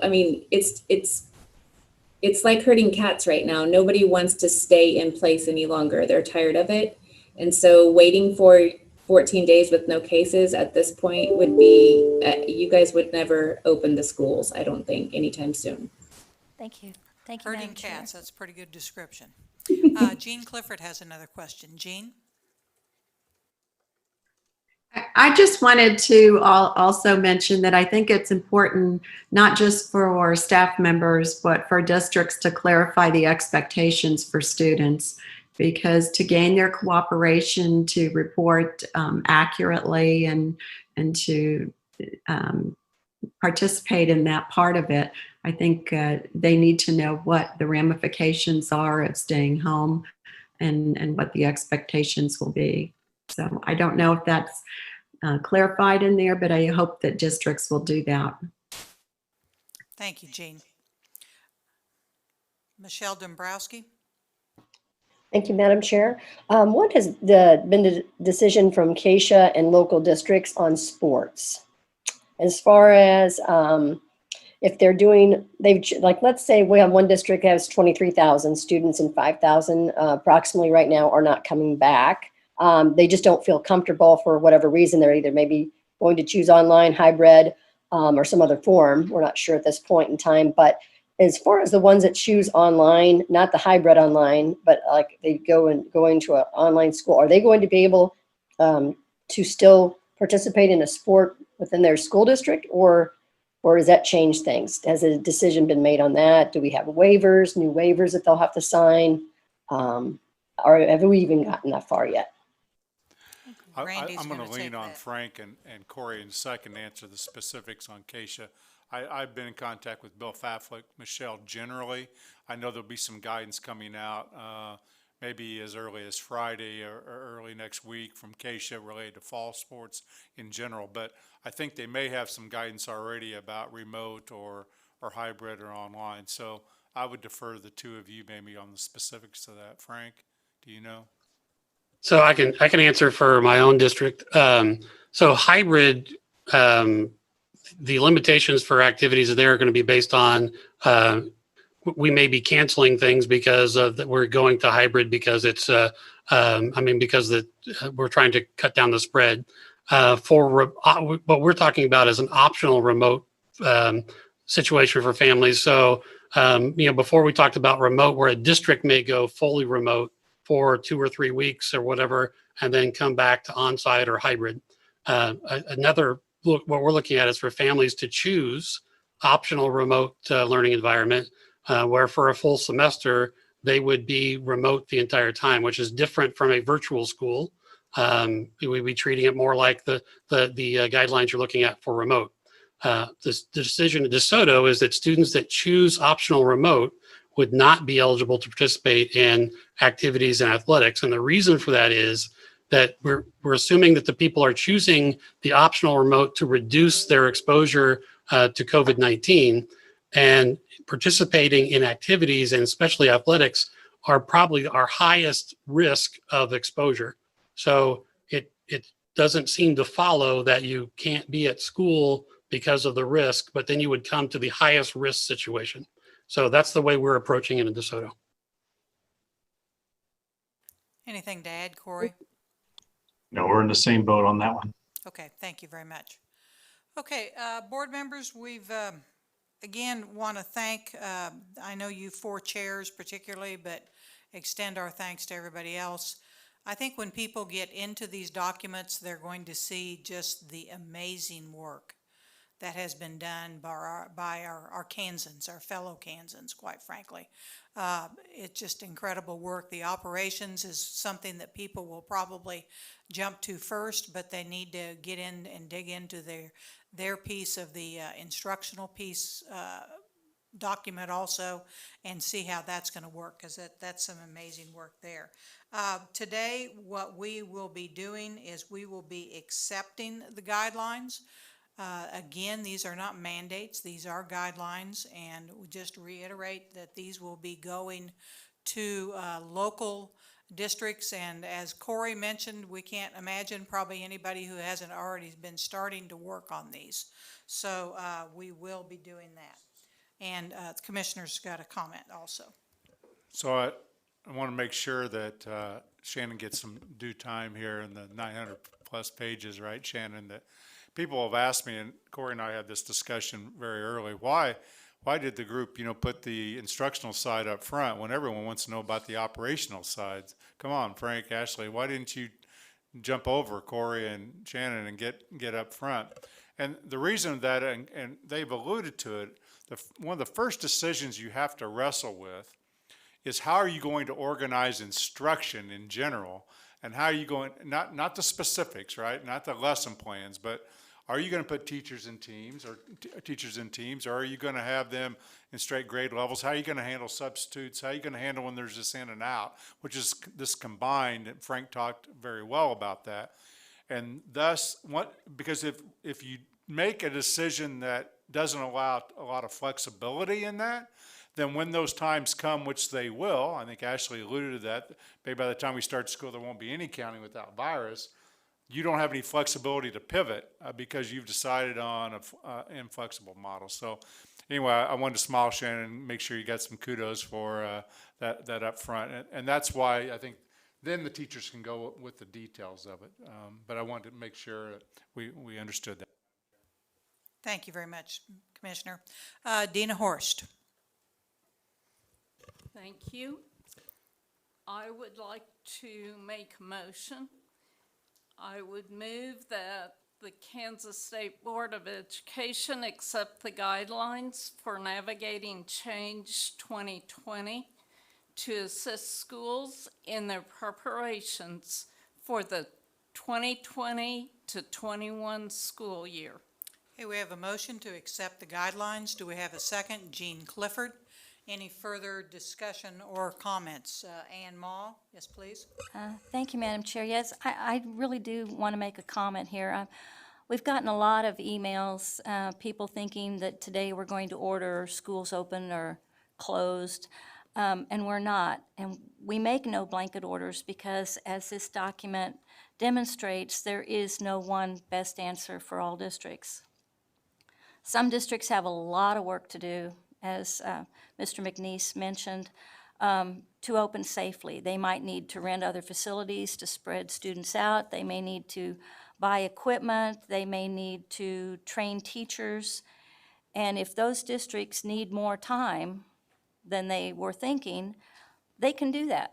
Every district out there can delay their opening to prepare adequately. We don't tell schools when to start the school year, and I don't think now is the time to do that either.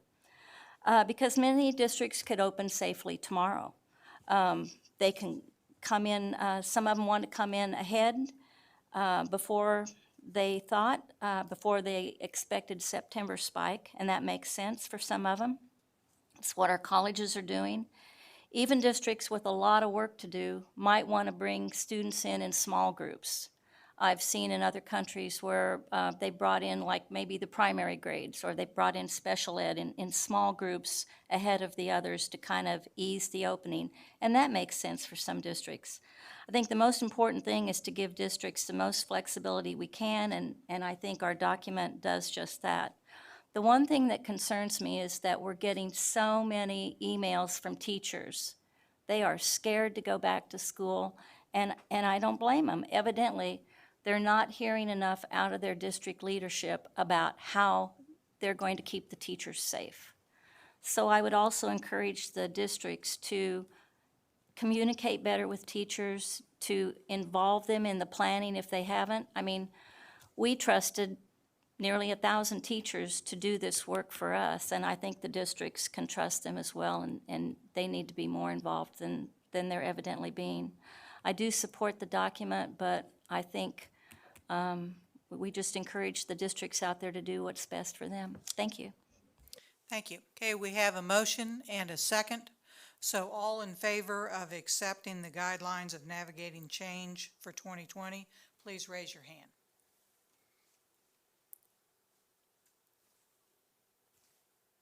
Okay, looks like a 9-0 vote to me.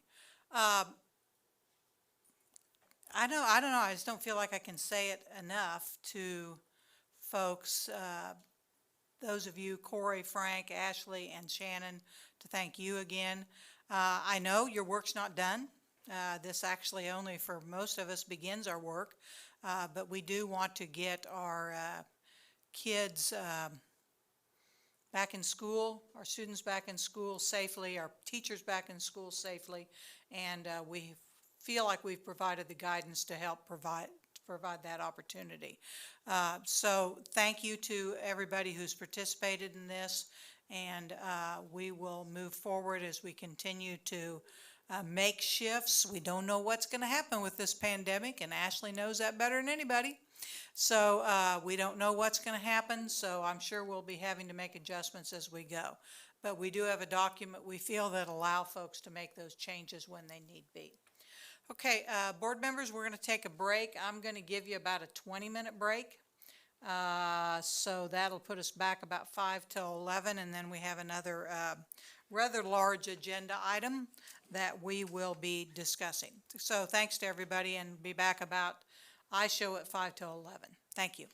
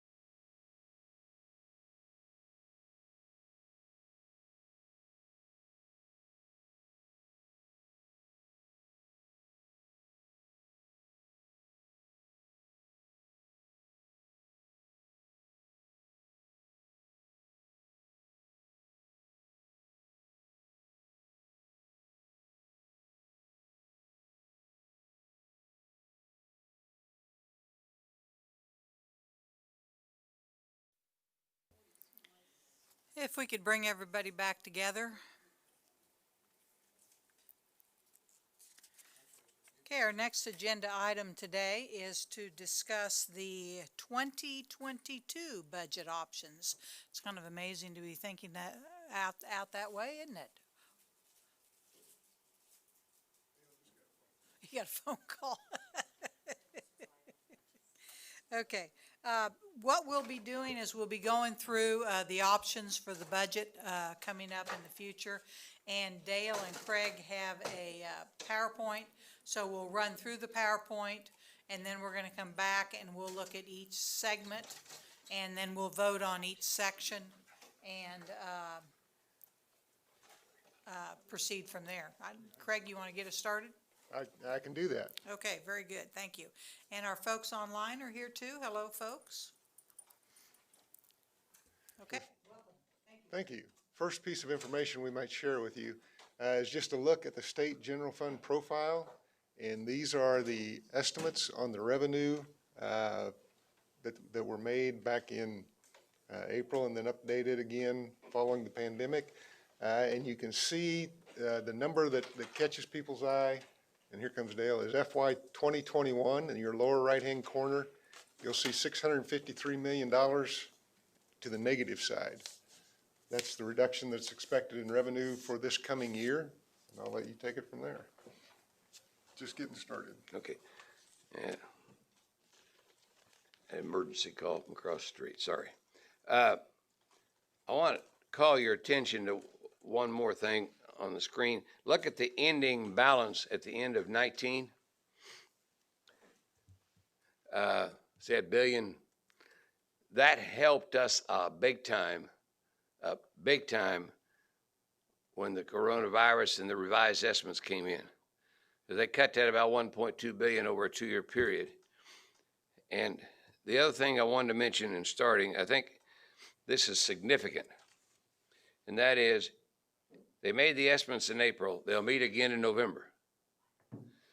But in April, May, and June, we picked up $163 million above estimates. So anyway, the economy is starting to come back, so that'd be helpful, but we wanted you to have that information. Okay, let's go.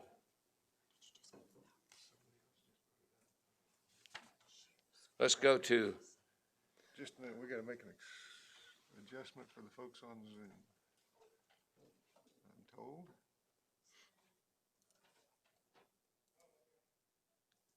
Distinguished liquor group people.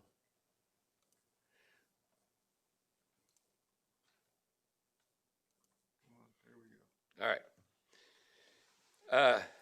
Hopefully those on Zoom can see it now.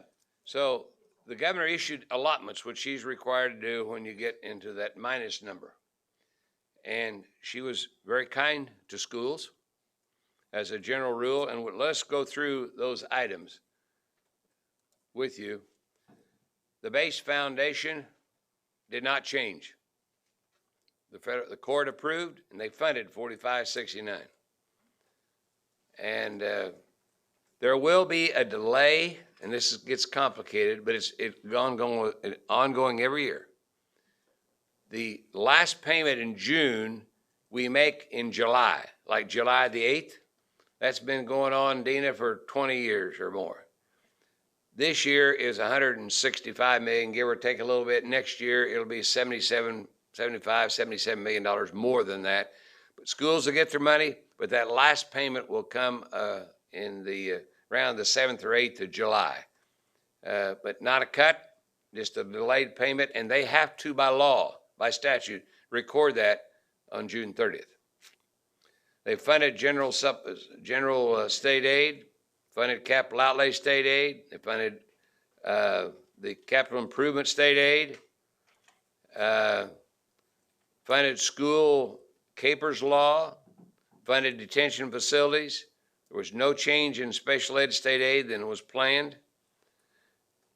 And I worded this carefully. They funded the amount required for mental health intervention, that teen pilot project. She took $3.9 million away from that. That was new money added. We didn't need it. It's on the consent agenda. had the money to fund everybody that applied. That's one. And two is, there was $2.6 million we previously had to pay to health environment. We didn't have to make that payment. That gave us money for schools. So everybody applied was funded according to the requirements, and it worked out pretty well. And so the money she took had no fiscal effect. We wouldn't spend it anyway.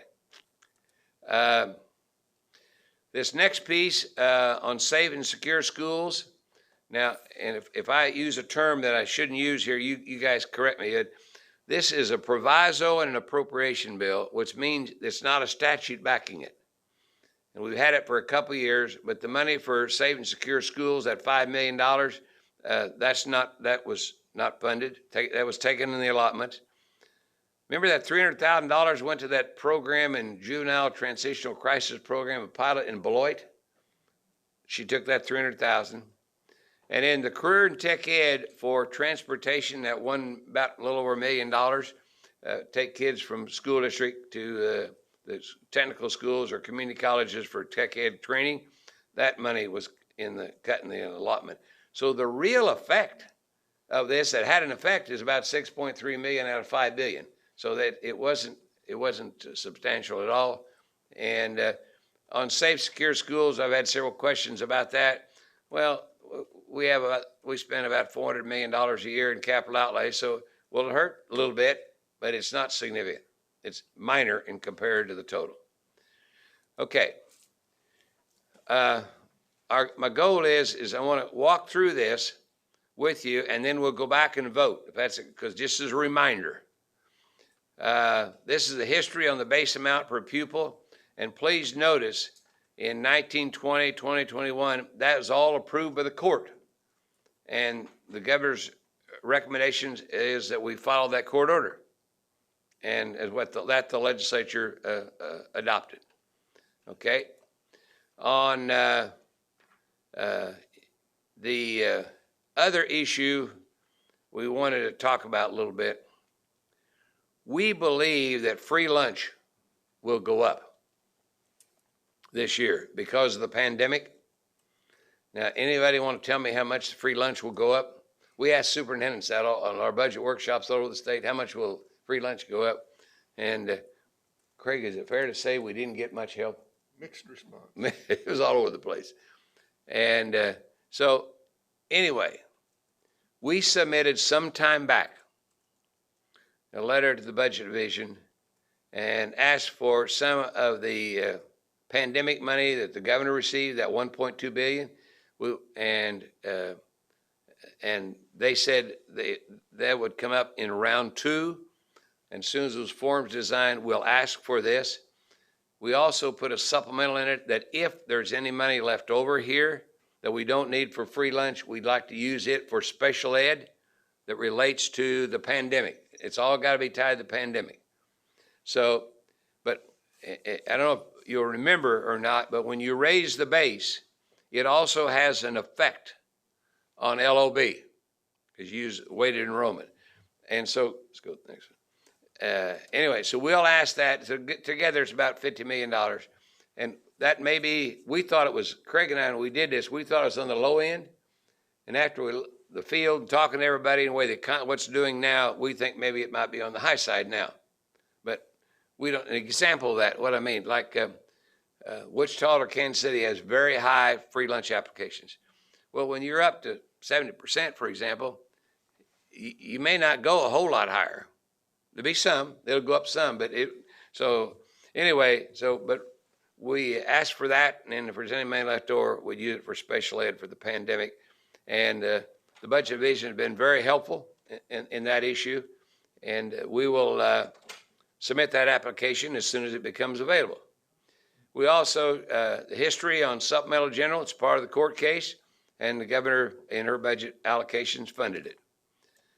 We also, as a part of the LOB, we asked for $6 million of the pandemic money because of the potential increase in the LOB fund. For example, if the weighted enrollment goes up, that has an effect on the LOB going up. So we asked for a a little bit there. The history of bond interest, and I want to comment on this in, a little bit. You've heard us say that at some point in time in the very near future, we think the bond interest state aid is going to flatten, and then it may start going down. And the reason for that is we changed state aid. Remember July 1 of 15? The old bonds got one interest state aid rate.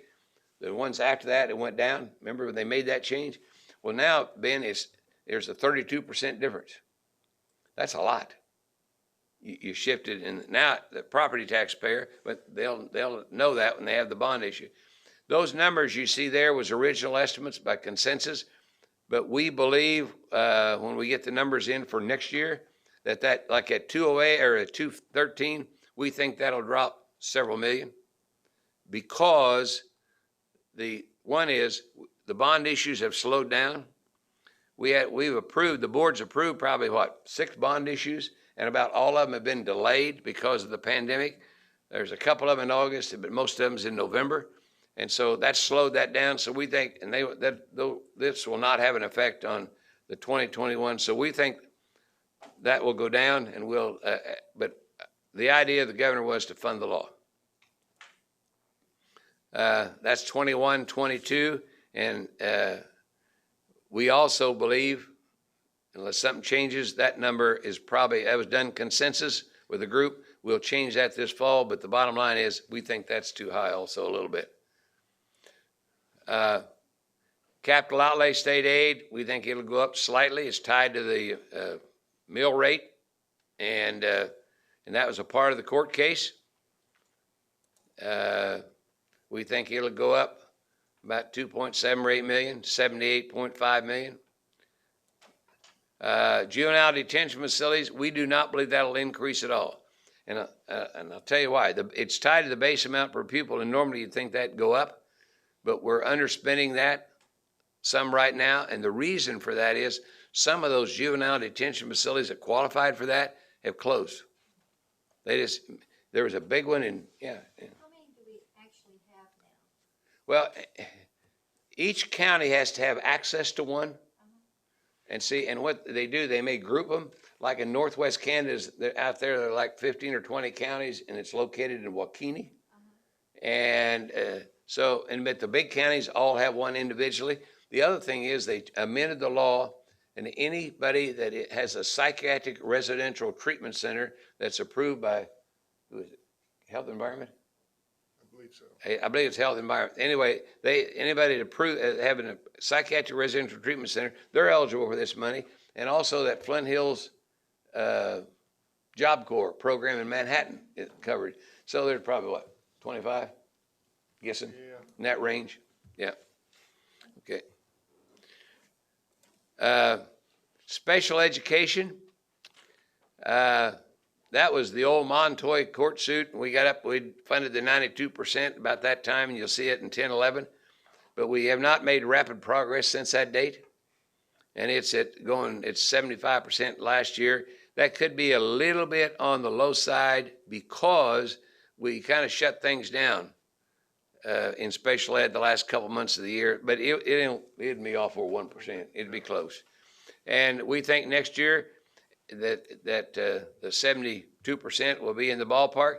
And I want to think about this a minute, board. We spend about $1 billion in special ed. If the state puts in $7.5 million and you raise salaries 3%, which is going to happen on the base amount, we're going to go in the hole. The percent's going to go down. That $7.5 million, it'd be 3/4 of 1%.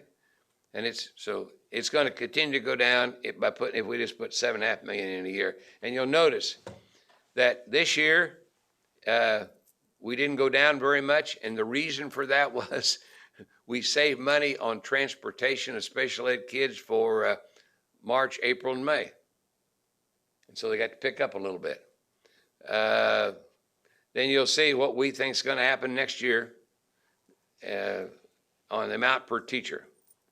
And this is an area of contention among some school district co-ops and interlocals because it's going down. This is what was provided as a part when they did the school finance law.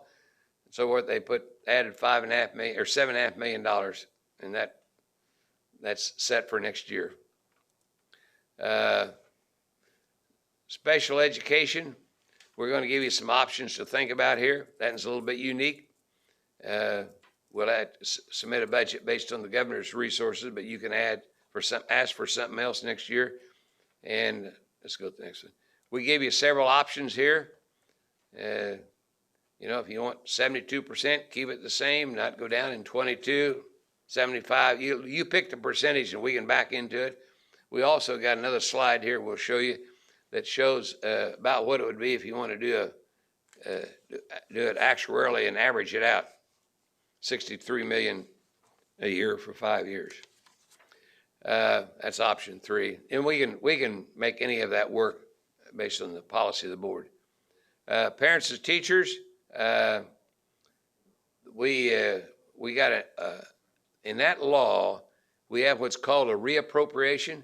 So you carry it over and you can use it for next year. So they have an automatic increase of $8,573,000 this year. And and I think we funded about everybody that applied. There was very little that we didn't cover. If you want to add more students to that parents and teachers program, good program, we think it's about $937.50 a kid, what it computes out. 2,000 kids, $1,875,000 and so forth. That's something to think about. Or you can leave it where it is. Mentor teacher, the $1,003,000, same amount. We owe Jim Carlskin a thank you on that one. He's the one that was emphasized and strongly said we had to have that if we're going to do well with our teachers. And we also have $1 million. If you want to fund it in full according to the statute, it'd take about $1,007,000. And if you want to fund it for the 2 years, that's a $1,000 a year for 3 years. 2 years, it'd be about $1 million. This is professional development. We fund, Craig, what are we up to? About 25%? Close to 29. 29% of the formula. So, and was instrumental in making sure that mentoring and professional development got in the bill. And if you want to fund that, 100%, 75%, or 50%, there's what it costs. The board's always had a strong interest in funding, in decreasing the mileage. We don't pay state aid for mileage of students unless they live 2.5 miles or more and they live in the district. And anyway, those are just some estimates. If you decided to drop the mileage rate, what it would cost to do. And we did that because that's something the board's been interested in the past. Be honest, most districts, kindergarten students, first graders, they don't walk 2.5 miles to school. In the rural areas, they'll pick them up. The board will take care of that and make sure that's done. In the bigger cities, there's different options. They may have to pay for it, whatever. But anyway, that's a safety issue. Food service, we meet the federal requirements on the match. The law says 6 cents per meal. We've never funded that I know about. And but we fund the law and we're okay. Pre-K pilot, that's a combination of CIF and TANF money. And we didn't spend the full amount last year, Craig. We underspent it a little. Yes. So this year we'll have a little increase because we underspent last year's. That's a pretty nice increase. And so fund that. We don't think any more is needed. Career Tech Ed Transportation. This is the one that got cut. And it's not statutory. It was just a proviso and appropriation bill. That was done during the Brownback years. And it's been around $650,000 every year unless we had some savings somewhere and we asked the budget division, which they had authority to do, to transfer that over to help fund that cost. Very good program, very productive, but for this year we have a reallocation. We'll fund about 47%, but for the governor took it, so it's going bye-bye. Okay. This is the after-school program. We have 2 of them. They used to be twice as much as they are. It's $187,500 and $125 per year. Been that way for, what, pretty near 10 years, 9 years, and it's been the same. And if you wanted to ever go back, just double them, and that's what happened back years ago. It was twice that much. The information technology, remember we got $500,000 we had to contract with a Microsoft subcontractor, Journey Ed, and any kid that passes the test, they get a certificate free. State pays for it. It's a pretty good deal because we do it for the whole state. We pay it, and any kid who takes that Microsoft program. And last year there was, or they don't have last year's yet, but the year before, 2,191 certificates. And some of those kids can go out and get a pretty dang good job if you got the right kind of certificates. Work quite well. Same thing. This is $300,000 went to Beloit. That got cut and is not in the budget currently. And that was for a special ed program at the Beloit Co-op. Save and Secure Schools, $5 million. That came from the legislature. We did it for, what, 2 years? 2 years, and that money got cut. And the mental health intervention program, we had a little over $12 million. We didn't need it all this coming year. The governor cut $3.9 million, but we can fund all the schools that applied, like 20 more. So we're okay there. And that money, 3.9 of that's gone. ACT work keys. Remember, the ACT work keys, we had a 5-year agreement, and ACT has been super about that. They have added the pre-K, what do I want to call it, Randy? The pre-test, pre-ACT. They've also added work keys at no cost. No cost. And for the 2.8, and then we also have in our contract, have a little provision that if they don't do so many, we don't give them the full 2.8. But the bottom line is that when we rebid that, our testing people believe that it'll take 3.5 to rebid it to include all that. And so that's for the ACT. Okay, Madam Chairman, if it's agreeable, we can go through and vote. Oh, I forgot that. Now, thank you. One more thing. In January of 19, we had a big legislative task force on dyslexia. And several of us thought the legislature would fund the position last spring. And we got caught up in the committee said we'll look at that at omnibus. Well, between omnibus, the March dismissal date and the omnibus bill, things kind of went sour. They did not fund the dyslexia position. We think there's a lot of support for that. And it seems to me, since we had members on that committee, people appeared before the board, that we ought to at least take a look at that in that process. Okay, Craig, we're ready to go back to the beginning. We'll go back, and if it's something that's according to law, Madam Chairman, and if everybody's agreement, we don't have to do much voting there. But yeah, board members, if it's and maybe we should just vote if we can vote on each individually, or to expedite if somebody feels like we should just fund the law on these cases that have to go with the Supreme Court case. That would be an option too, because there's a number of them that would fit in that category. oh yes, this first one is the base amount per pupil, and the governor supported that, and it funds the law, coincides with the Supreme Court case. Madam Chairman, do we want to vote on that? Yeah, we've got a couple questions, Ann Ma and then Michelle. And Well, there's then- some of them I think that we probably don't want to fund the law. We may want to ask for more. So I wouldn't want to say blanket across the board. Okay, well, let's just go through. Michelle, do you have a question? Yes, thank you, Madam Chair. My concern about professional development, if they Okay, not haven't. hearing you. Oh, There we go. okay, sorry about that. Thank you, Madam Chair.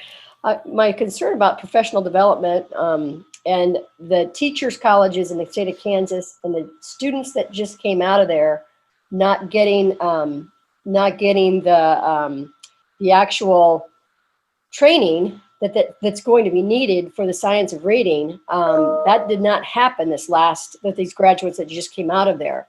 So with professional development on that, if they didn't fund dyslexia, the dyslexia task force protocol where we're going forward and we passed that's concerning to me, that now we have new teachers that are going to be out in our schools and they just graduated without having that training. And are we going to have extra funding for professional development on the science of reading, since we know that that's very important in our schools to get these children, obviously reading in the schools. Yeah. I think that's- on that, to answer that question, when we get to that item, Madam Chairman, to vote on that you'd have the opportunity to increase that funding. And that, you got a good point, but this is first just the base amount per pupil that the court approved.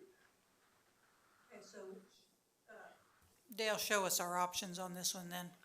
There isn't much options, I don't think, on this one. Yeah. Because you comply with the court order or you don't. And if you want more than the court order, you can do that. But the only thing we got on this, and I want you to know, but we're not asking for any more state money than the court order, but we'll ask the extra money for the free lunch increases because of the pandemic from federal funds. Okay, so is that within this one for the base No, state aid? No, Okay. don't have to worry So about that. do you want us to vote on this one then? Yeah, if you want to vote funding the law, this is one, and to comply with the court order, this is the one. Okay, so do we have a motion to fund the law on this one? So moved. Ann Mah, second. Jim McNeese. Can I ask to put my screen up so I can see all the board members and the chat, so that way I can see if they're voting. It's a little small up there for me to see that. If you could just pop that up. I'm sure there's something simple to do there. Madam Chairman, I don't think Randy, we need approval to ask for the federal funds for the free lunch due to the pandemic. That's separate. I can see that. Okay, thank you. Okay, so All right. we had, first one was to fund the law on the base state aid. Correct. Per pupil, so all in favor, please raise your hand. Okay, let's go to the next one. Skip that. The next one. Just a second, we're not done. Okay, opposed? Abstain? Are you oppose or abstain? Opposed. Opposed. That one was 8-1. Okay, go ahead. Okay, next, supplemental general state aid. This is a part of the court case also. And do we want to fund the supplemental general state aid to comply with the court order? Okay, so do we want to fund the law here would be a motion I'd be looking for. Jim McNeese, second. Dina Horst. All in favor, please raise your hand. Okay, opposed? That's 8-1.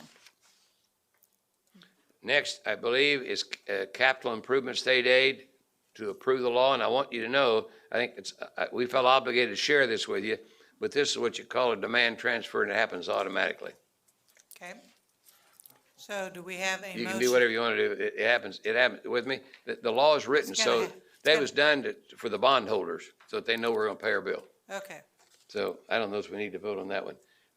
Let's go to capital outlay. Capital outlay is part of the court order on funding the equity piece of the capital outlay state aid. Do we not need to vote on these to make it a matter of the record? Because I think we found out in the last court case that what we voted on and why, mattered. Well, it wouldn't hurt a thing. You can just, if you want a motion just to vote to fund the capital improvement state aid law, that'd be fine. No problem. And that would include the previous one and this one? You could do it that way. You'd have to say capital improvement state aid and capital outlay state aid, because two separate programs. Okay. I'll Ann, do you both. make that motion? Please. Yes. Vote Capital to improvement fund the law, state aid and capital Capital outlay, outlay. capital outlay. state aid. So we have a motion by Ann Maw, a second. Jim McNeese. All in favor, please raise your hand. Opposed?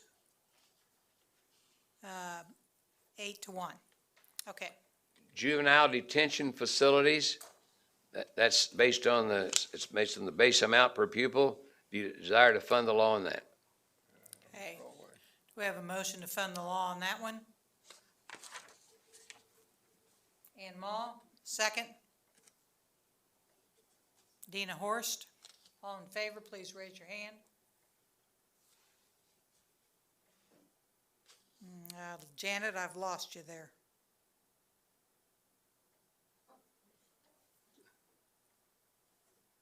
Okay, everybody else can put your hand down. I just can't see. Janet, We can't, I can't. the camera maybe. Mm-hmm.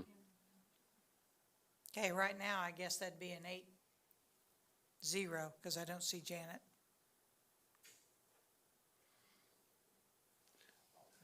Text her and see. There she is. There she, No, no, there Oh, she you is. are. Okay, Janet, we're voting on the juvenile detention, and you are in favor? Okay, all right. So that one is 9-0. Okay, next you. is special education. Okay, special education, this one might have a little discussion. Yes, the law Yes. is 92%. We're, next year's 72, and the year we're working on in 22, we think it'll be closer to 69.2. Would you show our options up on the screen, please? Yep.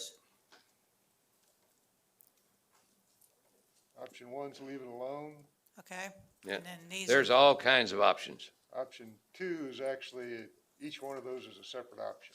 okay, So if you wanted to fund the full 92%, it's $169 million, all in one fell swoop. Or, You pick a percent somewhere in between there. Or option three is if you want to work your way up over the years to 92%. that's 63.2 million a year for 5 okay. years. Board members, would you go back to option 2, please? Thank you. We either want to fund the law, or do you have a percentage you'd like to go to for the 22 school year? Ann Maw? Well, I would love to say let's get there in 5 years, but since we've got a revenue problem, I would move that we fund at 72% that first option, so we don't lose ground this year at the rate of 20.767 million.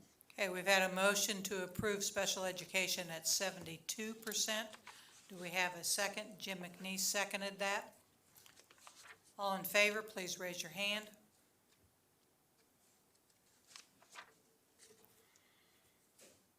Okay, opposed? Okay, that is 8-1, and that was Jim Porter voting against that one. Oh, you can see And those. the- Okay, very good, thank you. And the reason I voted against that is because I think that it needs to be more. Okay, I understand, thank you. Okay, parents as teachers, this year was underspent 136,000, it's reappropriated 8,573,000, and that'll carry over to fiscal year 21. And the question is fiscal year 22, and you can see if you add 2,000, add one, how many kids you want to add, and you can see what the cost is. Okay, do we have a motion for this item? Or one option, leave it alone. The other two is you can add students. I got a question. Okay, Ann Maw has a question. Thank you. Dale, I mean, do we have a waiting list? I'm not sure what the need is on this one. Pardon? So Yeah. we don't really need to fund 1,000 more kids, is what you're saying. Okay, then I'll move we fund at the 2021 level. Okay, so funded at the 2021 level is the motion. Do we have a second? Dina? All in favor, please raise your hand. Okay, opposed?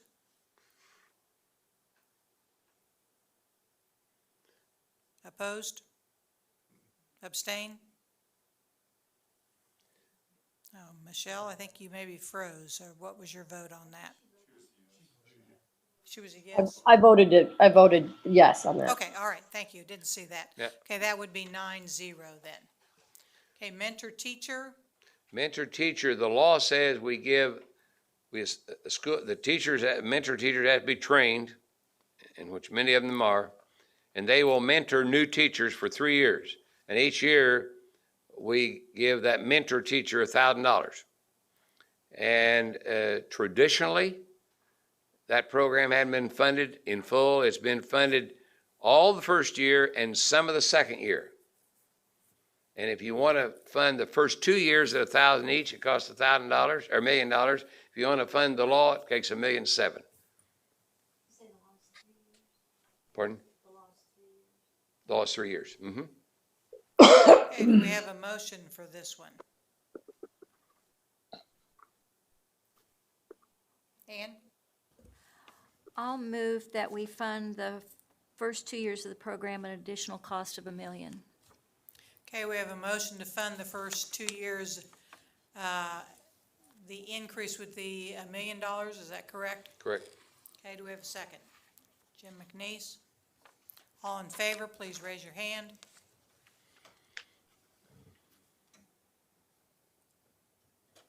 Okay, opposed? Okay, that would be 8-1. Okay, this next program, Michelle, I think this is one of the professional developments you was interested in. And this law provides we pay in professional development, it's a defined term, and we pay 0.5% of their general fund or 50% of their costs, whichever is lower. And we compute all that, and right now we fund about 29% of the formula. If you want to fund the formula, it takes $9 million. You can fund 75% of the formula, 50% of the law. It's a decision, but right now we're funding 29% of the law.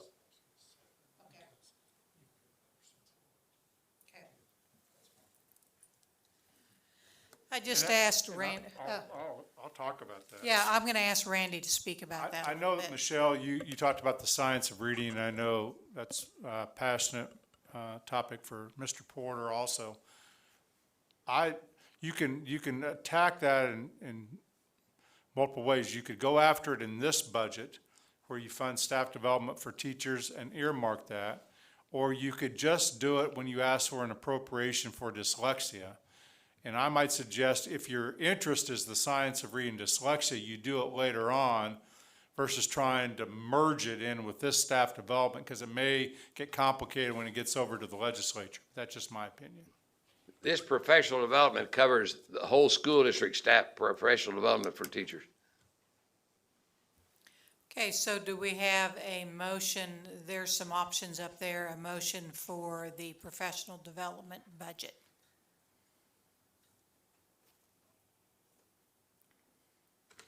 Dina?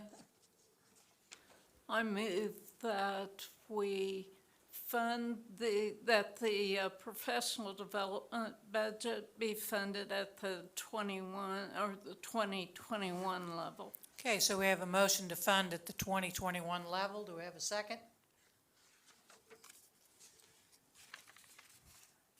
Okay, Ben Jones. All in favor, please raise your hand.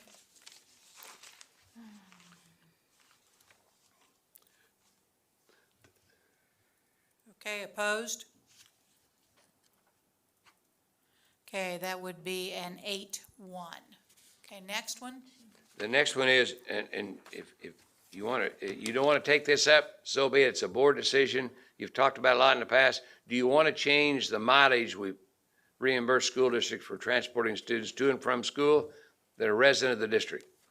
If you do, you can see the cost on the screen. If not, we'll forget it and go on to the next one. This is Okay. not statutory. So do we have a recommendation for this? Ben Jones? I move that we fund transportation at the current law. Okay, we have a recommendation to fund at the current law. Second? Dina? All in favor, please raise your hand.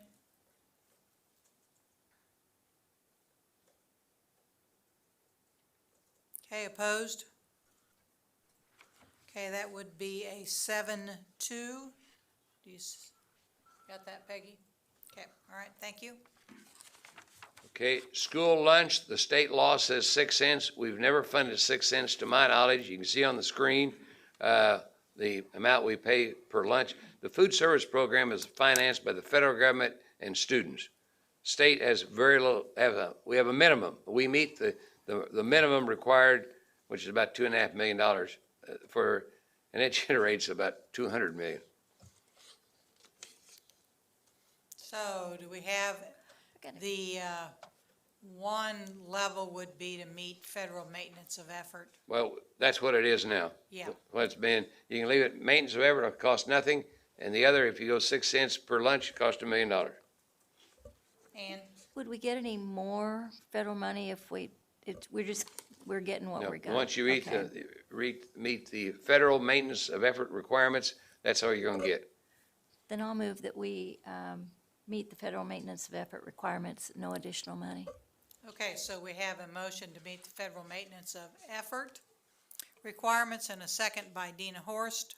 All in favor, please raise your hand. Opposed? Madam Chair, I had a quick question. Yes, yes. So we're voting on to meet the federal, not make any changes or go to the 6 cents, correct? Yeah, we're voting to keep it the same, basically. Okay. Or what's your vote? It's, yes. Keep it the same. Sorry. It's really, no, it's about 2.5 million is the federal maintenance requirements with no increase is all it takes. Michelle, was that for or against? It's 4. 4, okay, that'll be a 9-0 then. Thank you. Okay, National Board? National Board, we don't need any more money there. We got enough to cover it. Okay, Ben Jones, For the purposes of transparency, and I've talked to Dale and our attorney on it to make sure. I sit on the Jones Institute on their advisory board, and they help support this program, but no money of this goes to the Jones Institute, correct? No, not Jones Institute, nope. Okay. Nope. So it's just a transparency They thing. give money away. Yeah, I mean, Yeah. not that I really make the final decision, but for the purposes of transparency, I want to make Yeah, that nope, very no open. money goes to them. In that case, I'd vote that we keep it the same, or I make the motion that we keep it the same. okay, fund at the current level. Yes. Okay, second, Jim McNeese. All in favor, please raise your hand. Okay, that's a 9-0. Thank you. I don't think we need more either. We, pre-K pilot, we don't think any additional funding is needed there to meet the applications we get. Okay, so do we have a motion to maintain at the current level? Dina, second. And Ma, all in favor, please raise your hand. 9-0. Next is career tech ed transportation. This was cut as a part of the allotments, and so schools will have to provide that on their own without any subsidy. The question arises, do you want to ask for that money in fiscal year 22? Any money there? So how much was it cut, Dale? All we had, and it went to 0, and that would have been about, we had this coming year, 650,000, plus we had a reallocation that the governor and budget division gave us of 392. So we had about a little over $1,042,000, as I recall, $1,042,000. And if you decide you want to fund it, and it's not a law, you want to fund the formulas that's used for computing transportation, depending on the size of bus and all that, take about $1.8 million. So, but the 650,000 was what it was previously Yeah, appropriated. and that 392 is where we begged somebody to transfer money over to help fund that. Okay. We weren't gonna Motion, spend. Ann? I'll move that we fund at the 2021 level at 650,000. Okay, we have a motion to fund, a second by Jim McNeese. All in favor, please raise your hand. Opposed? Okay, that's 8-1. That was Ben Jones. And I wanted to fully fund the law. I just want to get that statement out there. That's Okay, why. all right, thank you. We have discretionary grants. There is no statute. These are provisos and appropriation bills. We've had them for a long time. They used to be about twice this amount, and you can see they've been $312,500 for the last 10 years, roughly. And there's no statute to refer to. So if we fund at the current, that would be funding at the current level? Yeah. Okay, Just leave it alone. All you'd say is the current funding level. current funding level. And Dale, can you tell us what kind of grants are these? What do they use it for? Okay, one of them is an after-school program that, and half of it originally had to go to other organizations other than school districts. Like Boys and Girls Club and that kind of stuff? Yeah. Okay, And then I the think middle I've seen school, after-school program, that limited to middle schools because there was concern about middle school students not having activities after school, and it Right. caused problems. And that provision doesn't apply. That just goes primarily to school district. Yeah, I'm thinking that's one the governor started way back when. So I will move that we fund at the 2021 appropriation level of 312.5. okay, so we have a motion to fund this at the 2021 level. Do we have a second? Dina Horst? All in favor, please raise your hand.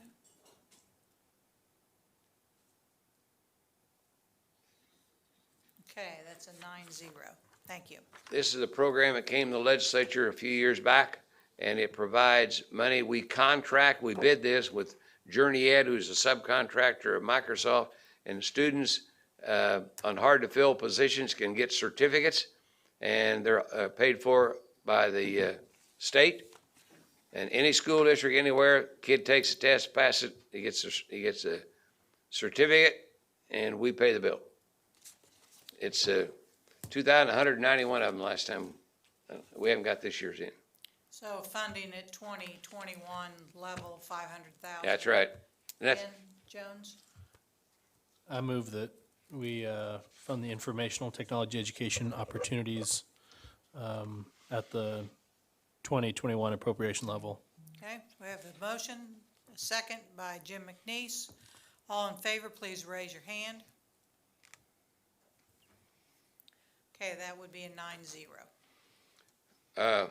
the next one is $300,000 to Beloit, the Juvenile Transitional Crisis Pilot Program. That was deleted in the allotment by the governor and was limited to that special ed co-op in Beloit. So it currently, because it was eliminated, It's not funded for the coming year. okay. Ann? Sorry, I keep forgetting to turn this off, but that was never our idea, right? That was just something that was No, put in that an was appropriation something one time? requested by that special ed co-op to an individual legislator, and she made a motion at the appropriate time, an appropriations committee, and they put it in. It's been there for 2 years. Wow. Yep. No, it wasn't ours. So one of our options could be not to fund this if the governor's recommending the same. You could say you fund it at the same level as the current year, which would be nothing. I'll make that motion. Okay, we have a motion to fund at the same level, which is Zero. nothing, 0. Do we have a second? Jim McNeese? Okay, all in favor, please raise your hand.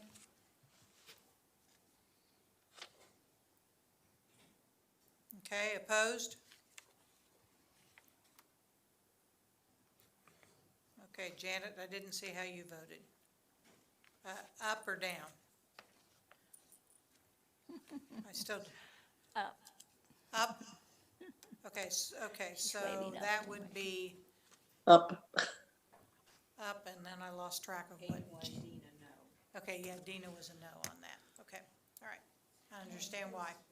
I understand why. Okay, next, member of the Safe and Secure Schools, members have been before the board on numerous occasions, and we had the application all ready to roll for next year, and it was deleted in the allotment process, and they'll have to do this out of their capital outlay, and there's no money scheduled for this in fiscal year 21.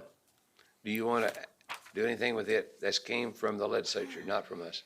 And this would be one that we would, if we continued, of course, there isn't any money in there now, right? Because it was No, cut. it was deleted in the allotment, that's correct. So if we wanted to fund it, You'd have to ask for $5 million to fund it in fiscal year 22. okay. Any motions on that one? Jim Porter.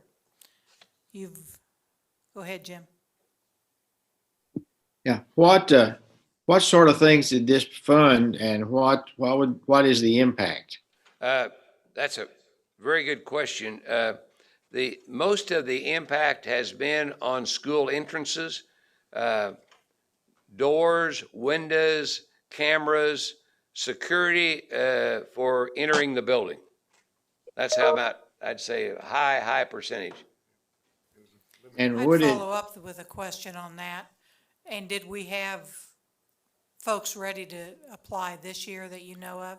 Each year that we've had the program in 2 years, the request was about 2.5 times the amount of money we had. So there's still great need. Yes, I'd say that's true.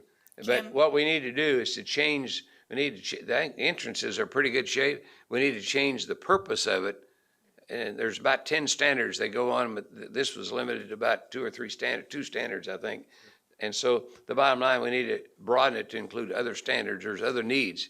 But in this case, the entrances are pretty good shape. Jim Porter, do you have a motion you want to make on that or not? no, I do not. Okay. Anybody else? Motion? So if we don't have a motion, we don't fund this? That'd be correct. That'd be correct. Okay, then I have nothing more to say. Okay, so we have a Next. lack of a motion there.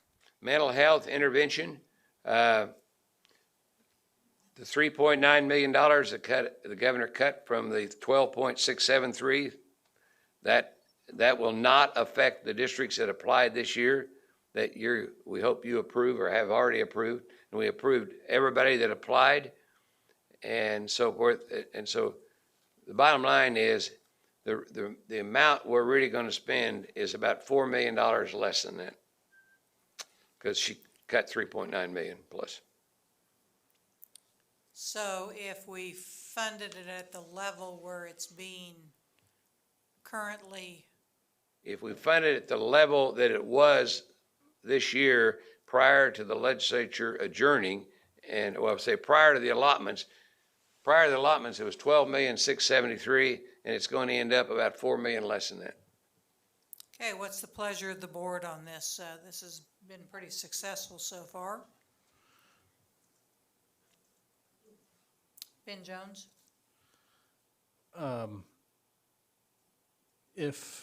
And we funded all the requests this year, We correct? funded all the requests this year, yes, and there'll be a little bit left over. That's correct. Okay. I move that we fund it at the 2021 level, so the 12.6.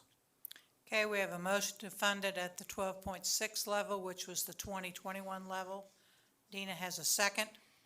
All in favor, please raise your hand. Okay, that's a 9-0. I just add this after you voted. The people involved in that program are really, truly dedicated people as a general rule. They're passionate.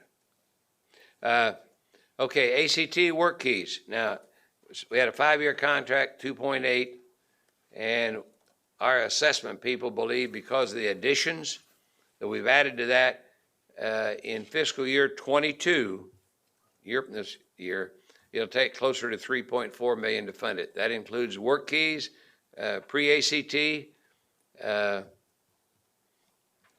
and it would have 5 years of inflation. So that would basically be an addition of $600,000. Correct. Okay, Pleasure of the board here.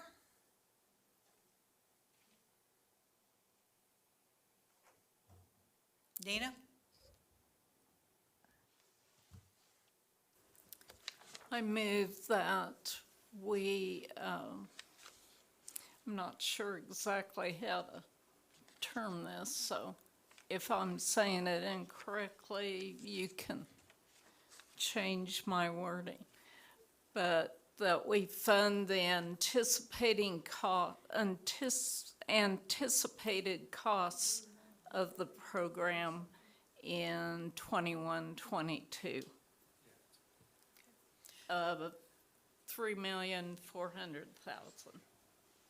Okay, so we have a motion to fund at the $3,400,000 level, a second by Jim McNeese. All in favor, please raise your hand. Okay, it's a 9-0. Now, this next one is, the board is probably knowledgeable about this, and more so than we are, probably a little bit, but we appeared before the committee. The committee was very receptive, but they delayed it till omnibus, and we went financially into financial struggles, to say it that way. If we want to employ somebody to run this program, that's travel, rent, per diem, and computer, all that good stuff, it'll be about $97,253.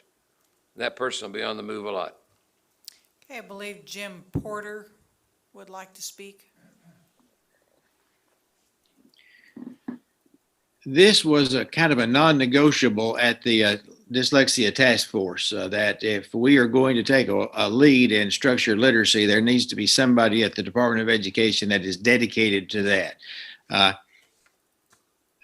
full time. And this, Michelle, would be the primary responsibility, would be, well, a primary responsibility would be providing professional development to current teachers or people that are currently employed. This was, I testified at the budget hearing, and two of the senators that were on the committee, Ty Masterson, supported it. He came to the thing and then he had to go someplace else and gave me permission to speak for him. And Bruce Givens, both senators that were involved in the task force, supported this and it was a unanimous decision of the task force on dyslexia to request for this person. The committee was extremely receptive, and I believe that it would have happened at the time had we not had they not had to have such an abbreviated session. Now, I hadn't thought of adding professional development here until you brought it up, Michelle, but I think this is also, we have numerous organizations in the state that have prepared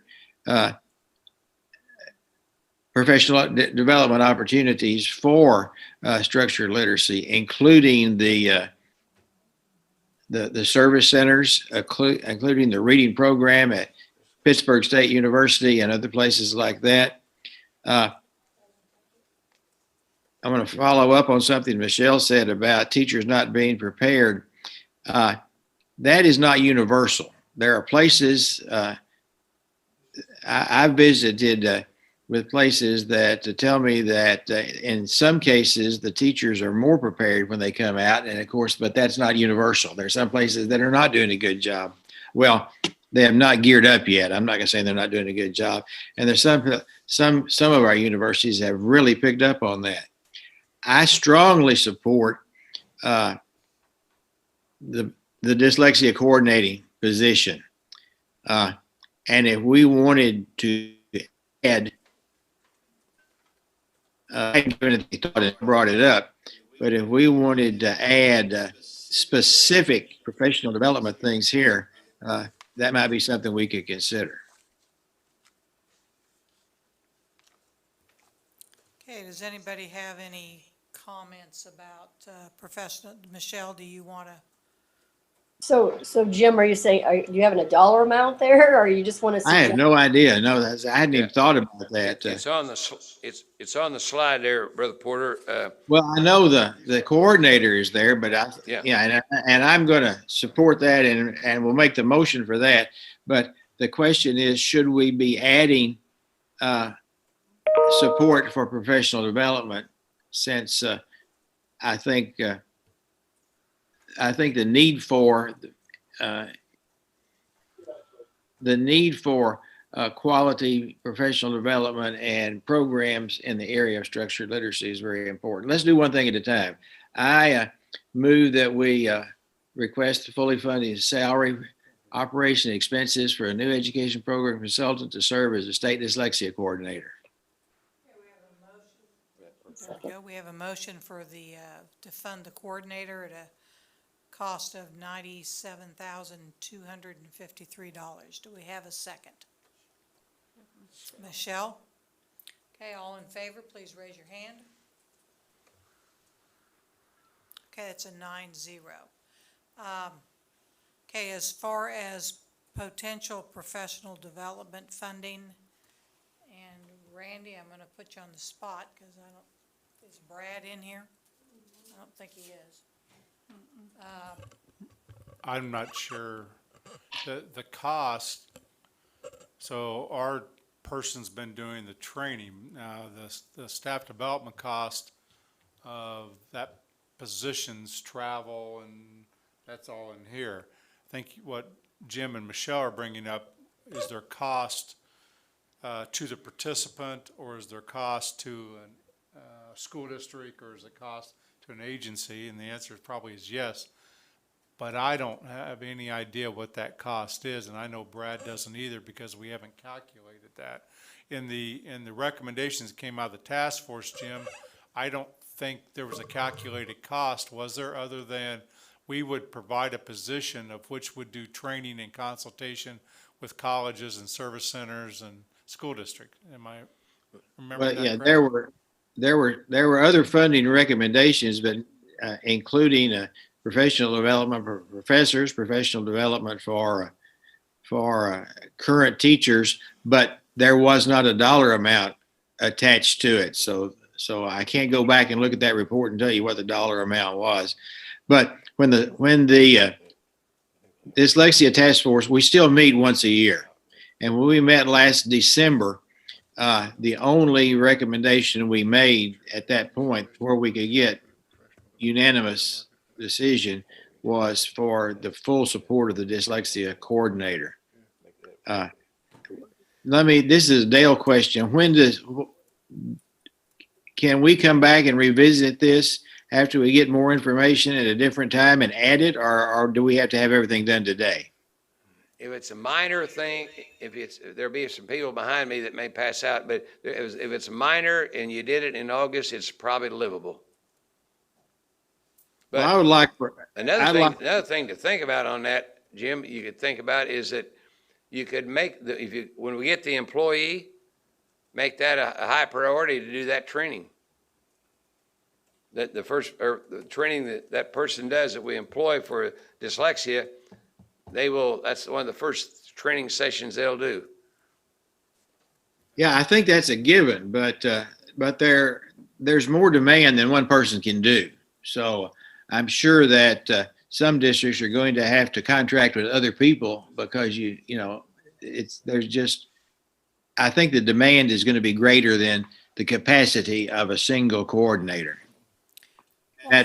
Why don't we stick with the coordinator for now, and Jim Porter, you work with via email or Zoom with your committee and potentially with Brad, and see if we have a figure as far as what professional development support would need to be provided, and we bring that back in August. All I need is what we're going to do with it and the amount of money. Okay. That's simple. I think we can do that. I'll probably give you a call too, Michelle, so we can have that discussion. Okay. Anything else? We've given you the whole load. Yep, you have. We've done it for 2 months in a row, and you've done well. Yep. Anything else for us? If not, And thanks- we're done. Thank you, and thanks to your team. Thank you. It's like you've got a few supporting Yep, cast of they're back there characters taking there. notes. Taking notes, that's good. Yep. Okay, board members, thank you for your hard work yesterday and today. We've covered a lot of territory. It's kind of got our folks on Zoom. We appreciate you guys being able to hang in there. You know, it's kind of nice. We have pivoted as the state board, as we've been able to get some of us in person and some still on Zoom, which has worked adequately. So probably not exactly what we want, but for now it works, and we know it works. So if we need to meet again in the future this way, we know we can do it. So I would like to thank everybody. I would also like to thank again all of the hard work that's gone on the Navigating Change 2020. And I would like to thank our districts, our teachers, our administrators, our parents for the work that is, and our community health folks for the work that is going to go on in the coming weeks as folks prepare to bring kids back to whatever semblance of school we have in our communities, whether it's in the school or a hybrid location or a remote site. I would like to thank everybody for the work that they're going to be doing on that. Again, with this pandemic, we are in uncharted territories, so I know everybody's working hard and everybody's doing everything they can to do things in as safe a manner as possible. So with that being said, I would adjourn the meeting. Thank you very much.